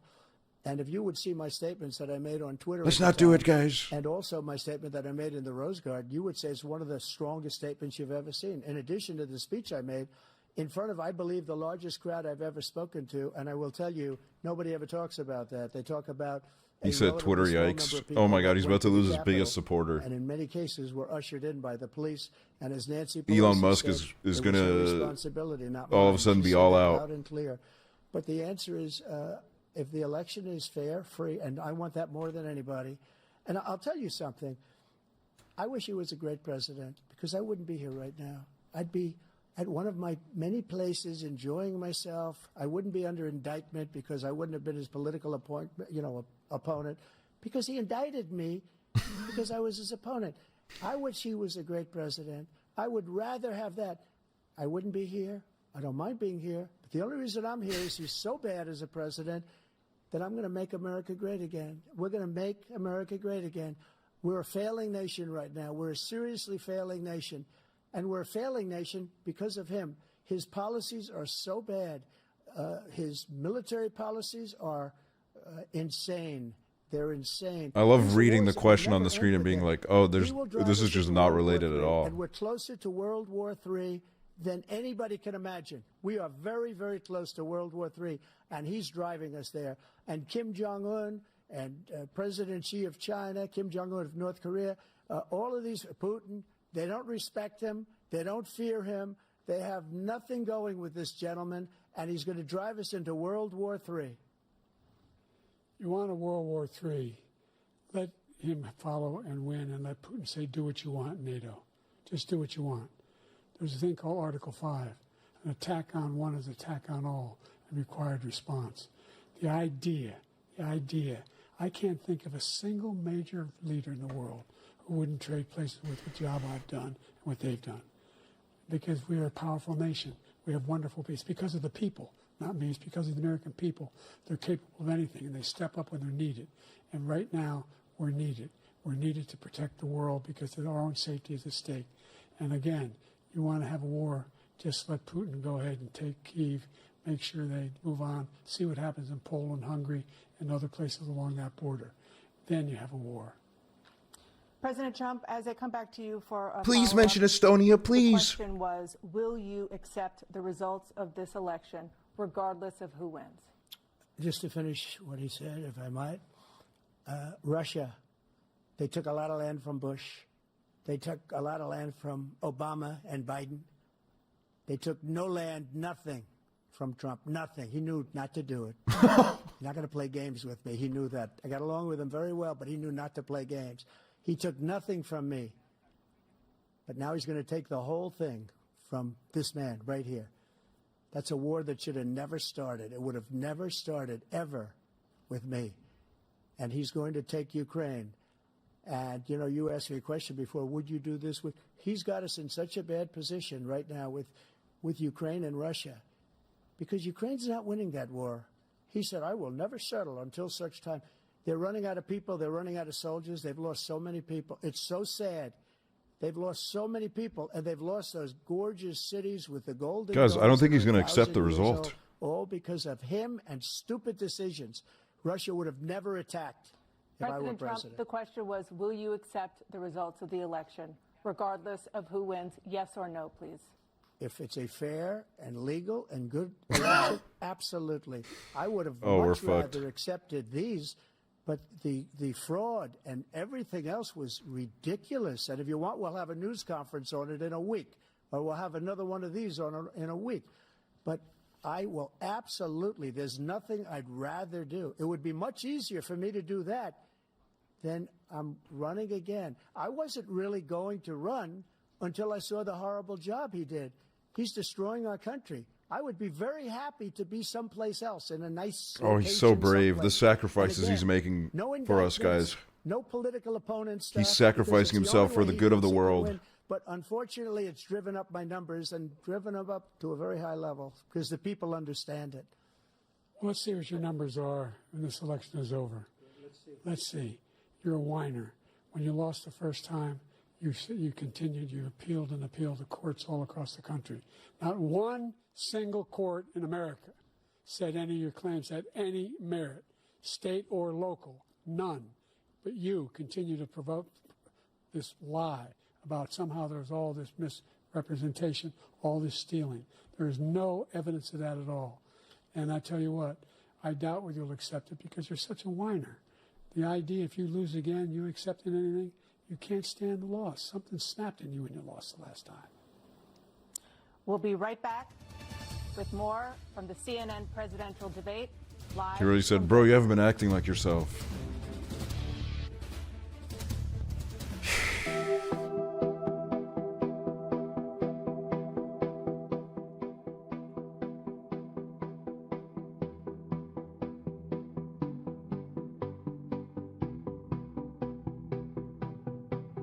What is this?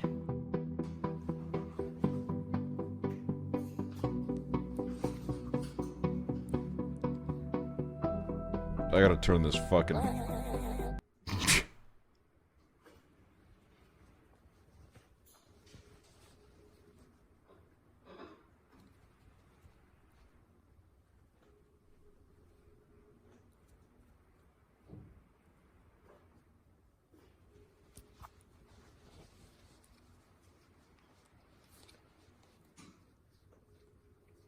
Aww.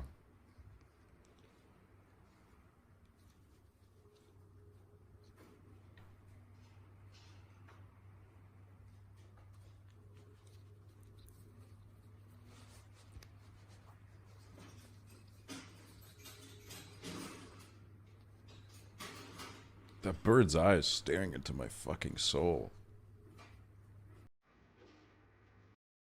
Oh, I mean, open two of these.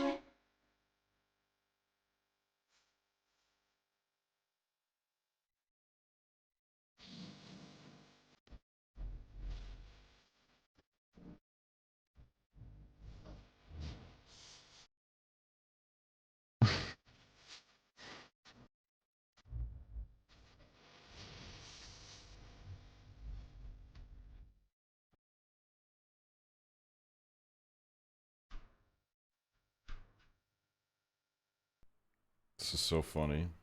What is this? Trump and Biden. Oh shit! Oh shit! Oh my god! Oh shit! Oh shit!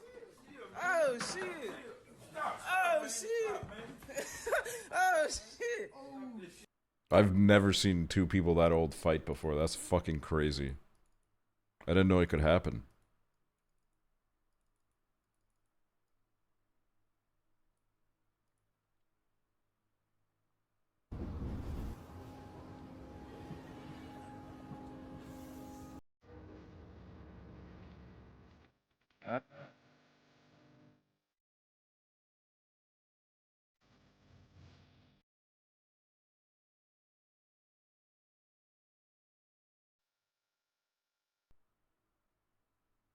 What, dude? What the fuck is that?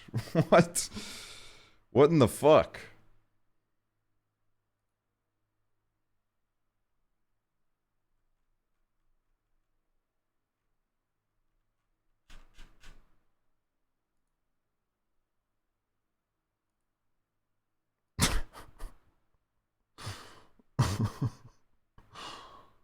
Dude.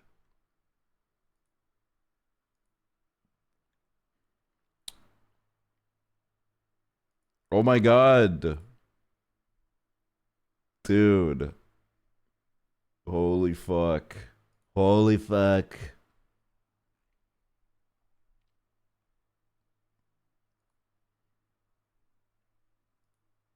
Oh, they're back. We're going to begin with God damn it. President Biden. You have 2 minutes. Hold on. We've made significant Oh god, he moaned into the mic. from the debacle that was left by He, President Trump in his last term. How do I get this off my... We find ourselves in a situation where, number one, we have to make sure that we have a fair tax system. I ask anyone out there in the audience, or anyone out watching this debate, do you think the tax system is fair? The fact is that I said nobody even making under $400,000 had a single penny increase in their taxes, and will not. And if I'm reelected, that'll be the case again. But this guy has increased your taxes because of the deficit. Number one, He's increased inflation because of the debacle he left after the way he handled the pandemic. And he finds himself in a position where he now wants to tax you more by putting a 10% tariff on everything that comes into the United States of America. What I did, when, for example, he wants to get away with, get rid of... We need Obama back? No. For the ability for us to be able to negotiate drug prices with the big pharma companies. Well, guess what? We got it down to Jimmy Carter. Oh my God, yes. $400, no more than $2,000 for every senior, no matter how much prescription they need. You know what that did? That reduced the federal debt by $160 billion over 10 years because the government doesn't have to pay the exorbitant prices. I'm going to make that available to every senior all along, it's happening now, and everybody in America. He wants to get rid of that. I'm going to make sure that we have child care. It's crazy, dude. I have the tab on 200% volume right now. We're going to make sure we do something about what we're doing on lead. I have my volume maxed. I got it on 200%. Health problems for people across the country. We're going to continue to fight. I literally had to turn it up. Thank you, President Biden. President Trump, you now have 2 minutes for your closing statement. Like so many politicians, this man is just a complainer. He said, we want to do this, we want to do that, we want to get rid of this tax, that tax. Cedar the Stack, thank you. He doesn't do anything. He doesn't do. All he does is make our country unsafe by allowing in case Biden makes Twitch illegal, our military doesn't respect him. We look like fools in Afghanistan. We didn't stop Israel. It was such a horrible thing that would have never happened. It should have never happened. Iran was broke. Yeah, you should have stopped Israel. With Iran, including China. They couldn't do business with the United States. They all passed. Iran was broke. They had no money for Hamas or Hezbollah, for terror, no money whatsoever. Again, Ukraine should have never happened. He talks about all this stuff, but he didn't do it. For 3.5 years, we're living in hell. We have the Palestinians and we have everybody else rioting all over the place. You talk about Charlottesville. This is 100 times Charlottesville, 1,000 times. The whole country is exploding because of you. Because they don't respect you, and they have to respect their president, and they don't respect you throughout the world. What we did was incredible. We rebuilt the military. We got the largest tax cut in history, the largest regulation cut in history. The reason he's got jobs is because I cut the regulations that gave jobs, but he's putting a lot of those regulations back on.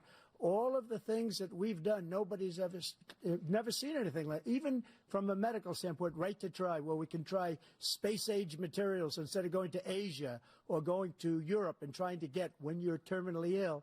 Now you can go and you can get. Can we watch Glee after?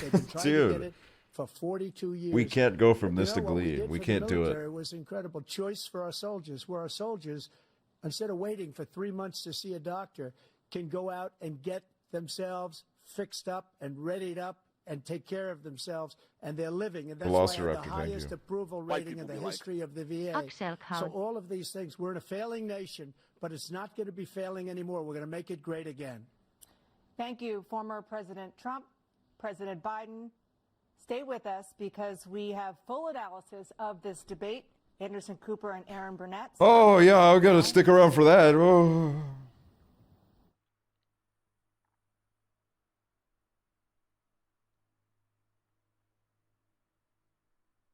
So like supposed to be music right now? Well, this is fucking awkward. This is mad awkward.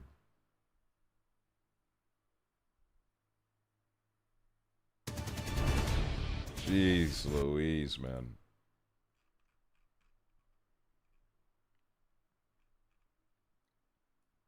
$1.4 million people watched on YouTube. Yeah,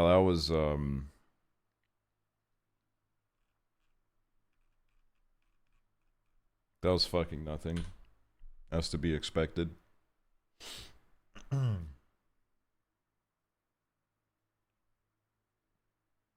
Crazy. Crazy how this so-called successful system, the most successful country on earth, these are the two people that they can put forward. That's crazy to me. Didn't even see an appearance from Dark Brandon. Oh my god, he should He should have taken the sunglasses out, and he would have said, Trump, you may be able to beat me around, but you'll never beat around Dark Brandon. Oh my God. Fucking huge increase in the polls. That would have been crazy. I'm sure Hillary's going to cook up an awesome tweet. Didn't she recently do like a column where she was like, I've debated both. Here's what I'm expecting. And then someone said, like, why are we listening to a two-time loser then? Oh, brother.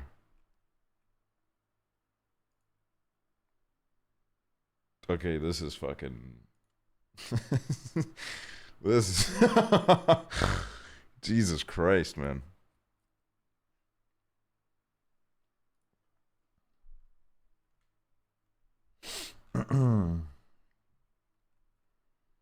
Trump lost the popular vote in 2016 to Hillary. Yeah, we all know that. We're very acquainted with that fact. Yet, if they had like a semi-competent candidate, even that like backwards American system, they should have like steamrolled him. But it was literally like the worst fucking option that they put forward, and then they fucking are doing it again. It's fucking... What is this?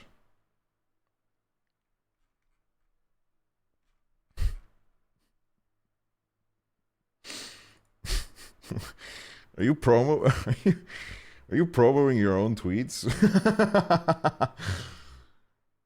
It's a good tweet though. It's good. This is so sweet. Let's watch this. Maybe this will save everything. Who is this nigga? Ops. He beefing with the 7 Seas, throwing cannonballs and this shit. Oh my God. Beefing with the 7 Seas. What the fuck? What? I don't know if that is so sweet as how I would describe that. What the fuck? Why did you say that is so sweet? Oh, because the message said, this reminds me of chat, which I don't know what's going on anymore, man. They gotta...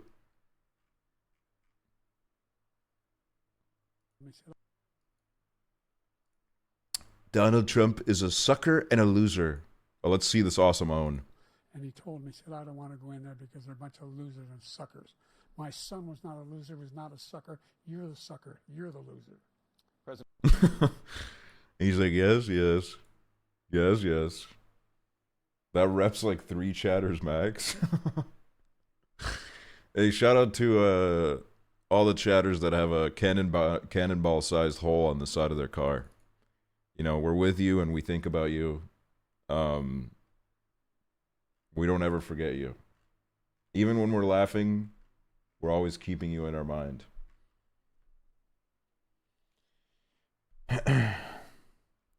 This is so funny. What is this? Thank you.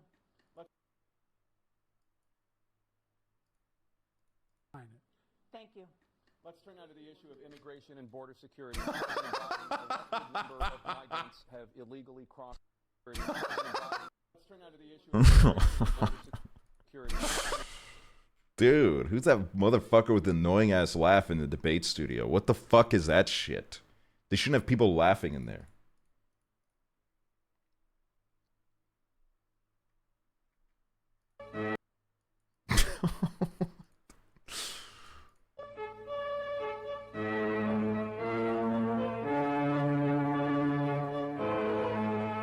What the fuck? What the fuck happened here? Oh my God.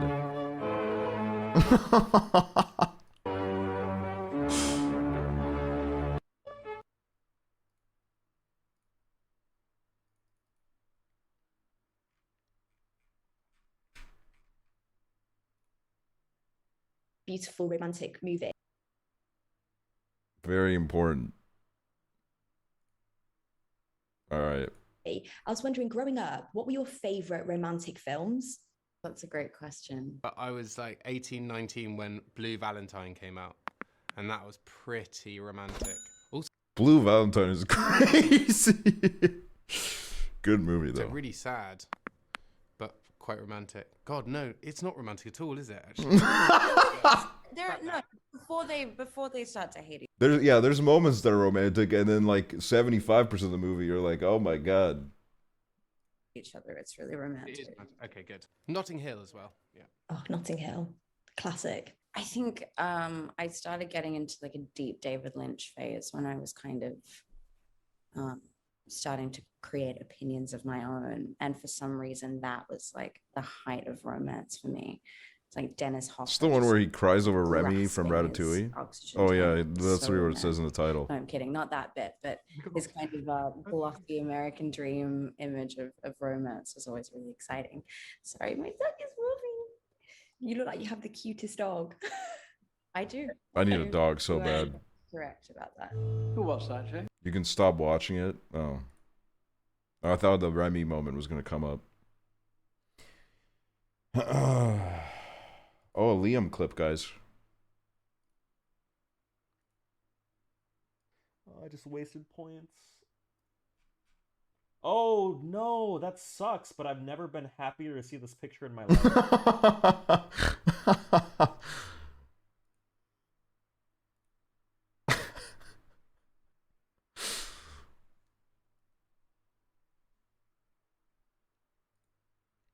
Please click this. Why are you acting like you're less problematic than Joe and Trump?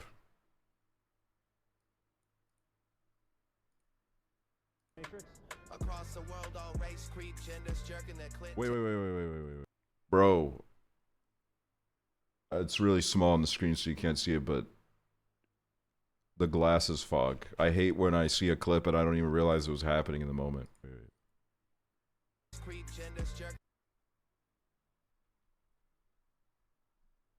There's two.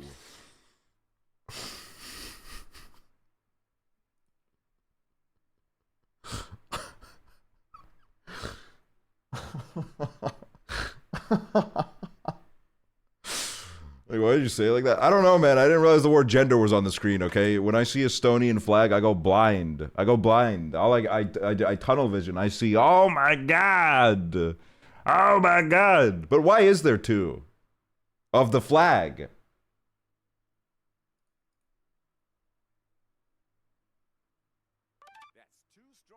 Ooh, Pie's gonna beat it. Hey! I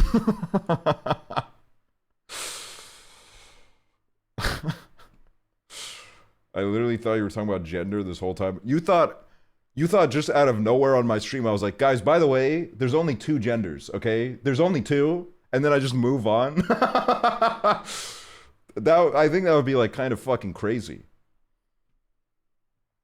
Yes, that's why I was so confused.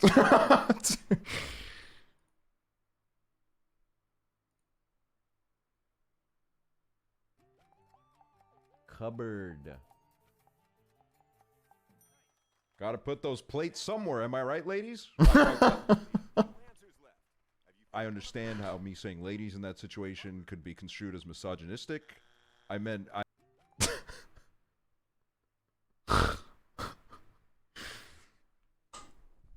don't know, man. I was they were catching me that stream. What is this? Oh, is this a new one? When I click on the stream, I wanna see the double feature. Double feature, double feature. When I click on the stream, I wanna see the double feature. Double feature, double feature. We should fundraise so that you guys get a better mixer, because the mix on this is terrible. I click on the stream, I wanna see the double feature. Double feature. Double feature. Yeah, I wanna watch Barbie. I wanna watch Scooby-Doo. I wanna watch with Oomph. I wanna watch Fight Club. I wanna watch Bottoms. Play the stream fast and lag. Refresh slice, let's go. Stretch your skin like Presto. Chat like Aksel in the boat. Yeah, I want ice cream and lay.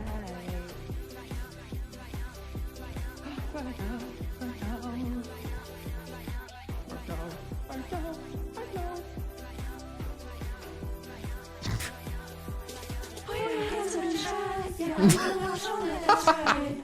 Alright, and I'm gonna stop till the morning light. Put your hands in the chat. Yeah, I'm gonna watch watch all night, that's right. All night, never gonna stop, never gonna stop. I wanna watch Barbie, beat, beat, beat, beat, beat. When I click on the stream, fuck yeah. I wanna watch Barbie, beat, beat, beat, beat, beat. When I click on the stream, fuck yeah. I wanna watch Barbie, beat, beat, beat, beat.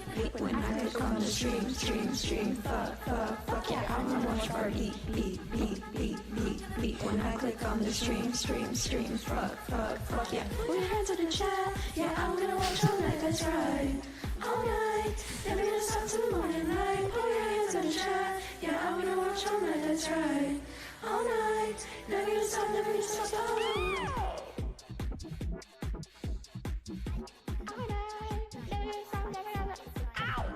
You guys should have started making these before the By Choice Awards, so they could have been nominated. Which I am still working on, by the way. There was a point where I reached out to someone for a cameo, and they aired my ass, and I got so depressed. But then they said, "Oh, sorry, I didn't see this."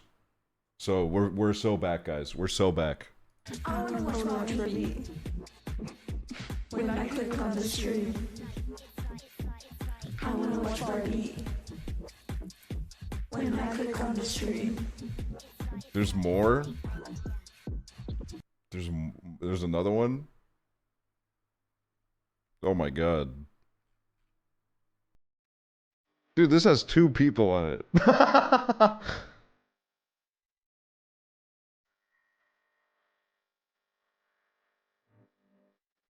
This wasn't meant for your eyes. Well, here it is.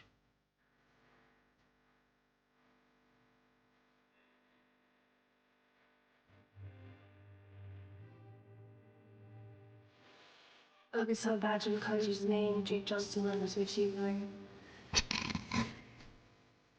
Watch the VOD again and again. Actually, it's like playing Mario Kart. Look at so bad and Cody's name, Jake Johnston and the Twitchy Mario. This is so British, it's crazy. Late nights into his chest of root burger, Hunter in the distance. Hunter? Holy fuck. Look at so bad and Cody's name, Jake Johnston and the Twitchy Mario. Watch the VOD again and again. Actually, it's like playing Mario Kart. Look at so bad and Cody's name, Jake Johnston and the Twitchy Mario. Watch the VOD again and again. Actually, it's like playing Mario Kart. Late nights into your chat, some root burger. She's a really distance. In the stream, I can make you change. Watch the VOD again and again. Late nights in Twitch chats with root burger. She'll be in the distance. In the stream, I can make you change. Watch the VOD. Everything is. That's so funny that there's just 2 people. Everything is. Listen to stream. Everything is. A ROBLOX stream. Everything is. Sue Sylvester. Actually, as I was getting on the stream, fingers on the keyboard of my iPad, I put a pepper can to my side, 4 gifted subs make up a hype train. Actually, as I was getting on the stream, fingers on the Wait.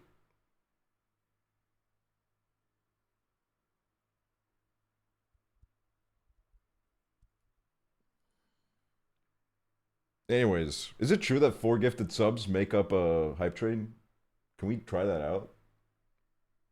keyboard of my iPad, Dr. Pepper can to my side, 4 gifted subs make up a hype train. Late nights in Twitch chat with Smooth Burger, present in the distance, in the stream that can make you change. Watch the VOD again and again. Late nights in Twitch chats with Smooth Burger, present in the distance, in the stream that can make you change. Watch the VOD again and again. Watch the Tyler, thank you for the gifted sub. We only need 3 more to find out if it's true.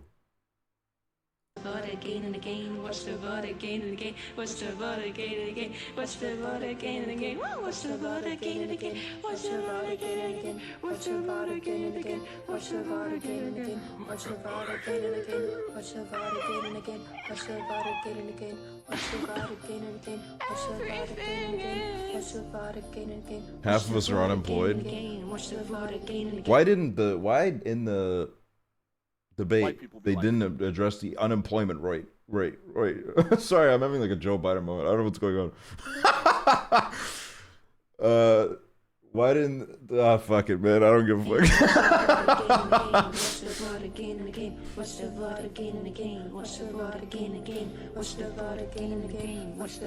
That's what Biden should have done. Fuck it. I don't care.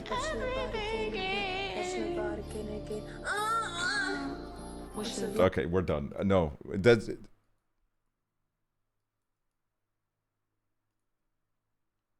I wasn't there during this, and it made me laugh so hard.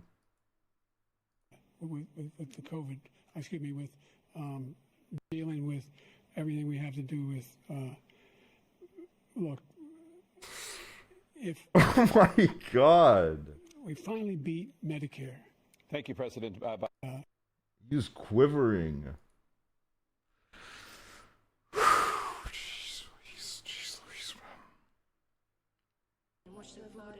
Why in the debate they didn't address the unemployment rate?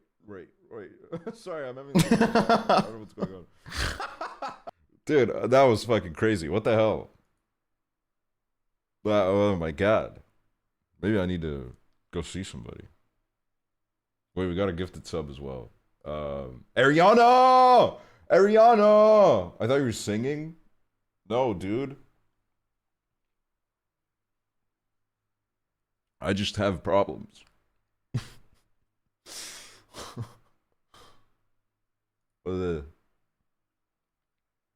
Code Monkey, thank the prime. White people be like. President Trump opened the most embarrassing day in the history of our country's life. President Trump over the last. A lot of Biden's faces during this looked exactly like I look like when I'm smoking with my high tolerance friends. And they are like really trying to engage me in conversation, and I keep like zoning out and not listening to what they're saying, and then I'm like, oh fuck, dude, it's almost my turn to speak, and I have no idea what the conversation is about, and they're really gonna eat me alive for this one. Relatable content, yeah. See, that's what I try to provide. Luna's Chew appears on Channel A's Humanly to discuss Donald Trump's continued hate speech and spread of fake news. Holy shit.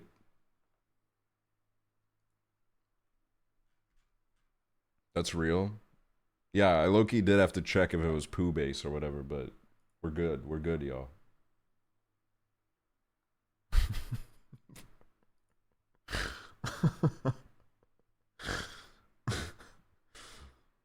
What was that thing that came out right before the debate about them not wanting to do drug tests?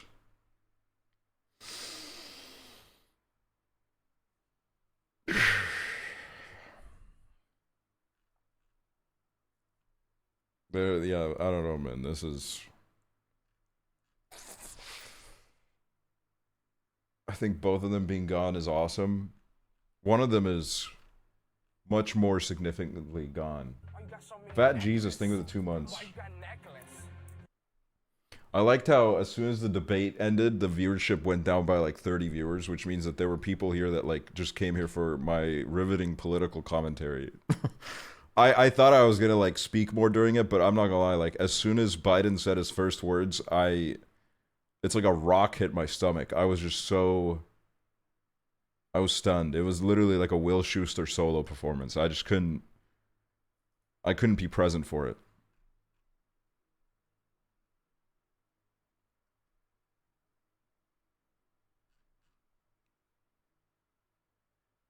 That's why I joined. I needed to see if people were as shocked as me. Yeah, it's, do you want to marry me and move to America? Okay, first of all, no. Second of all, that's like a crazy thing to ask after what we just watched. It's like, well, why out of all times now I'd be like, oh, dude, that sounds fucking sick. I do want to come over. That, you know, looks real fucking fun over there. I mean, like, it's fucked, dude. It's fucked everywhere, man. It's fucked here too. It's... What the fuck?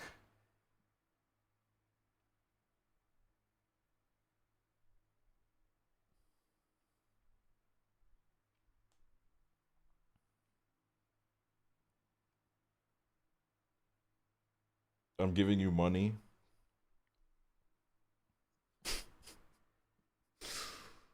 Oh my god. Let's see what Hassan is saying right now. 7 months, you know, like 7 years too late kind of thing on the deal. And that's the thing Joe Biden's going to fact check him on? Something What the fuck is this? The fucking Last Supper? What the hell? Why is there that many people? What the fuck? That shit's like a fucking lover host, man.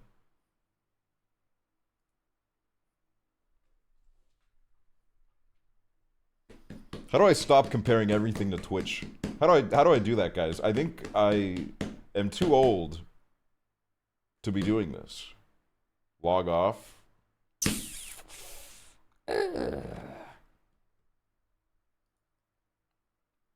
Ooh, let's look at this Hideo Kojima tweet. It's a real picture? Okay, sorry. This just reminded me of something. I gotta go on a rant. On delivery apps here, restaurants have started using AI pictures for food. And I don't know how that's legal. You should either use actual pictures of the fucking food that you're serving or not put anything at all. How is it allowed for you to fucking use totally fucking out of your ass bullshit images? It's fucking insane. Because the first time it happened, this new restaurant popped up and my dumbass saw a picture of a burger and I was like, that looks amazing. And then I realized one of the fries just looked insanely fucked up and I was like, there's no way. And then I realized it was all AI and I was like, oh my god.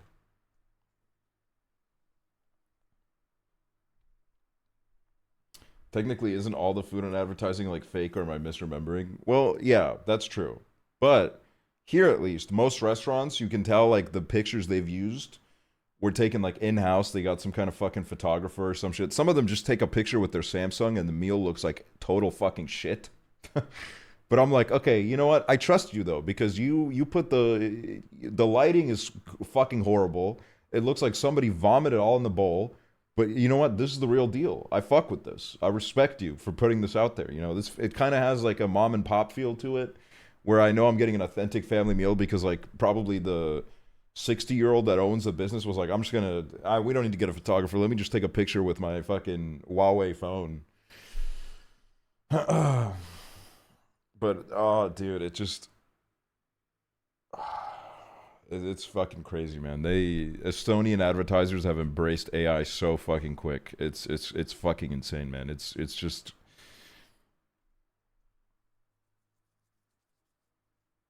probably tastes good AF too. Yeah, there are times where I've ordered some food with like the worst picture of all time next to it, and it arrives, and I'm like, holy shit, man.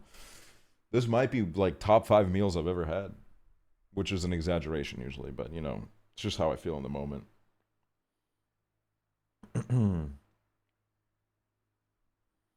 Rich kid I went to high school with has been promoting some AI bullshit for months. I had to debate someone about AI recently because they were like, this is amazing. Like, isn't it great that we're alive for this? And then I was like, I don't like it. And then they were like, how come? And then they talked at me for fucking 15 minutes. Bro, did you beat them in the marketplace of ideas? Yeah, bro, I exercised some of the best debate tactics, and I really got them into a corner, and they felt really stupid after crossing paths with me. Dude, I'm gonna be honest with you, seeing pictures of Harry at VidCon, it's making me so nostalgic. I literally, like, I've seen his stories, and I'm like, oh man, dude, this, like, I remember when this was me, man. When I was doing my first like little America trip, I was like linking up with all my little American friends and shit. It made me a little bit nostalgic. So you know, enjoy it while you can, Harry. The magic wears off. I'm such a fucking bitter old man.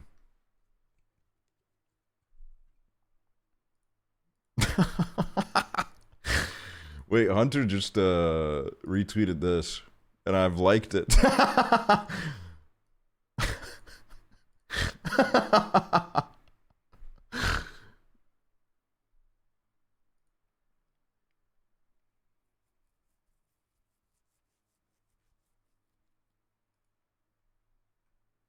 Why do you have one single hair just standing up? Because I'm about to be struck by lightning.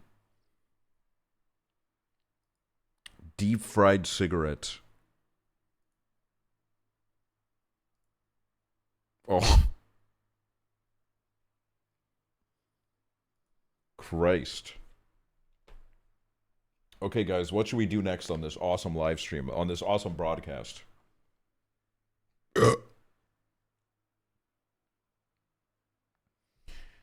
Glee.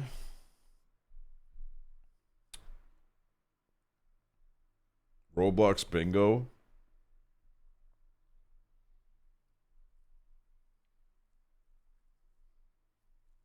Wheel of Fortune. You know what's fucked up? I can't buy Wheel of Fortune on the Switch because it's not available on my store. And then I gotta make like an American account and get like a gift card and shit. Like, man, I'm not doing all that fucking bullshit.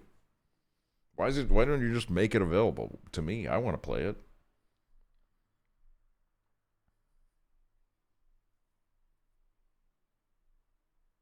I've also never been that big on Wheel of Fortune. I've seen the show maybe once in my life. Literally, maybe most of my exposure to it has been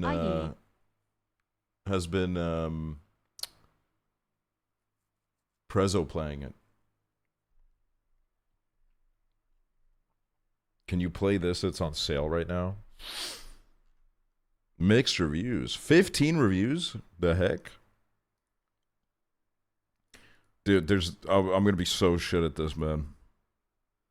Whatever little morsel of support, respect the chat has left for me is gonna be gone if I play this. The fluke is located on which part of a whale's body? Yeah, I don't know what the fuck that is. Wait, let me see more of these questions. True or false? All animals that live in the ocean are species of fish. That's not true.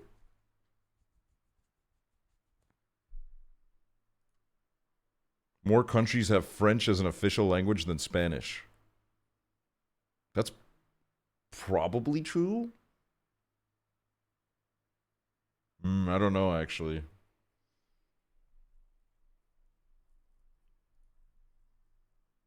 What is this? Happy, dude. Look what's on sale. I already bought this. I already have this game, Nick. I bought it for when we're gonna play it on stream. Resident Evil, where I already bought it. I already got it on my Steam.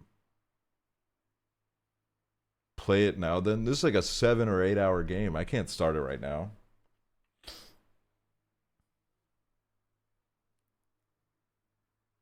Deal or no deal? Hold on. I'm gonna do a quick deal or no. Give me a deal or no deal game.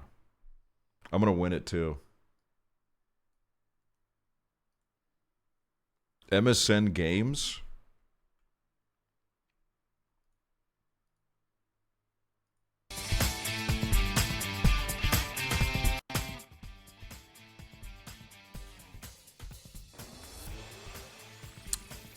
Holy shit.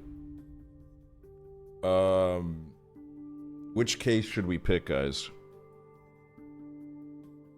What are we thinking?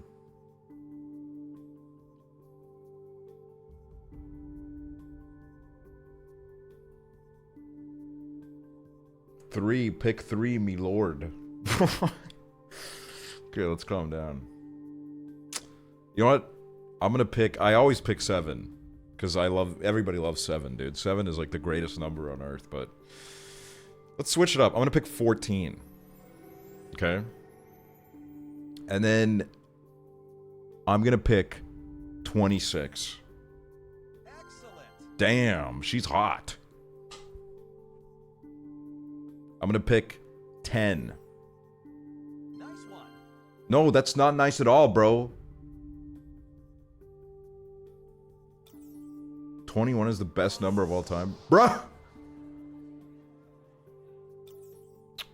Give me 11. Excellent. Nice one. Yup. Give me 7. Deal or no deal? Yeah, dude. No deal. Who's the fucking bozo that chooses deal in the fucking deal or no deal flash game? Like, we're going all the way, dude. Jesus Christ! Okay. So we want a low number? Yeah, we want million to stay, which, by the way, is happening currently. We still got a million, so we have nothing to worry about. There we go, 50. Nice one. There we go. Or no deal. Hey, banker, how about You kill yourself. Sorry, guys. That was way too... I apologize. 100. Okay. Look at this. All right. Okay. Dude. Dude. I mean, in real life, I would take this, dude. I know the next case I'm going to open is going to be 1 million, so I would take this IRL, but this game is bullshit, so let's... Okay. Dude. Oh my god, are we actually going to do it?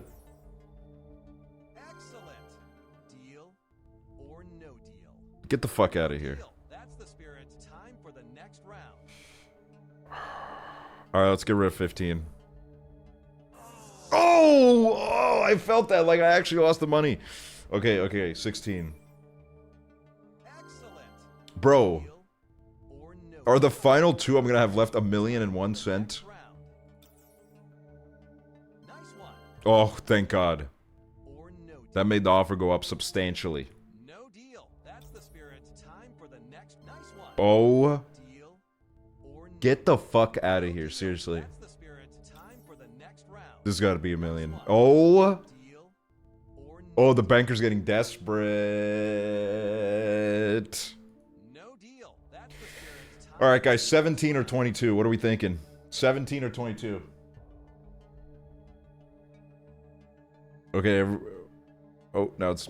Okay, 22. We're picking 22. Oh. Okay, so I'm either leaving with 1,000 or 1,000,000. That is a nightmare. I would 100% take the deal in this situation. But no deal, dude. Oh my god, do we stick with our gut or do we... I think I picked the right case. I genuinely think 14 has the 1,000,000. I think it does.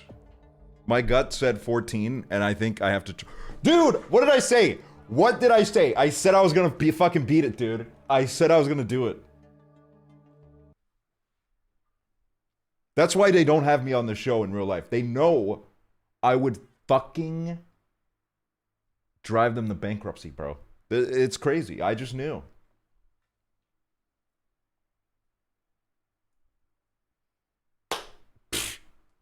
That has got to... Like, why would we ever play this game again now? We just did it first try. That's crazy. We didn't even get like 5 minutes of content out of this. I beat it immediately. People go on this show and they have tears in their eyes, and I just did it. My goodness.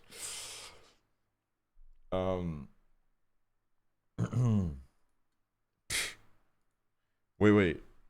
Wheel of Fortune game.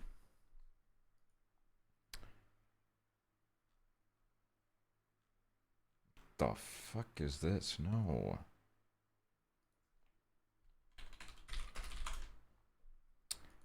Wheel of Fortune Classic.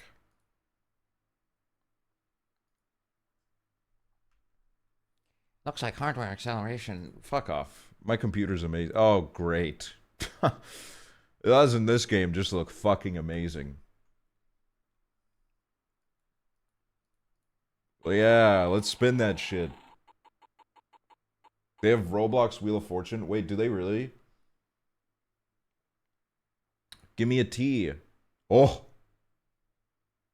Wait, okay, let's do the Roblox Wheel of Fortune. Oh, God.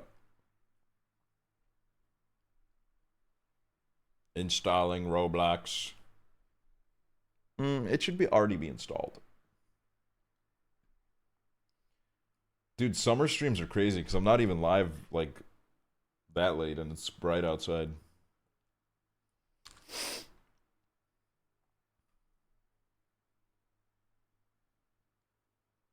What is the Roblox Wheel of Fortune called? Can I just look up Wheel of Fortune and it shows up?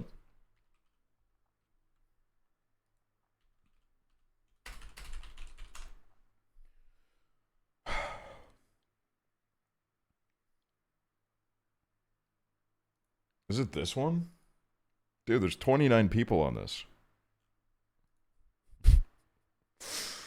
Oh, hell no. I'm about to play against cheating chatters.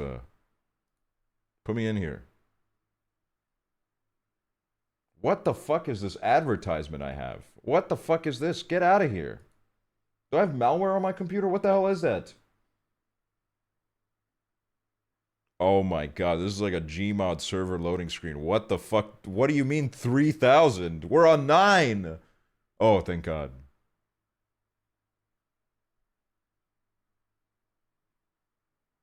Skip the loading? Yeah, I don't know what that means. I'm scared, dude. I don't want to skip it. If you skip, it loads while you play. Roblox TV Studios. Alright. Play. Classic. Okay.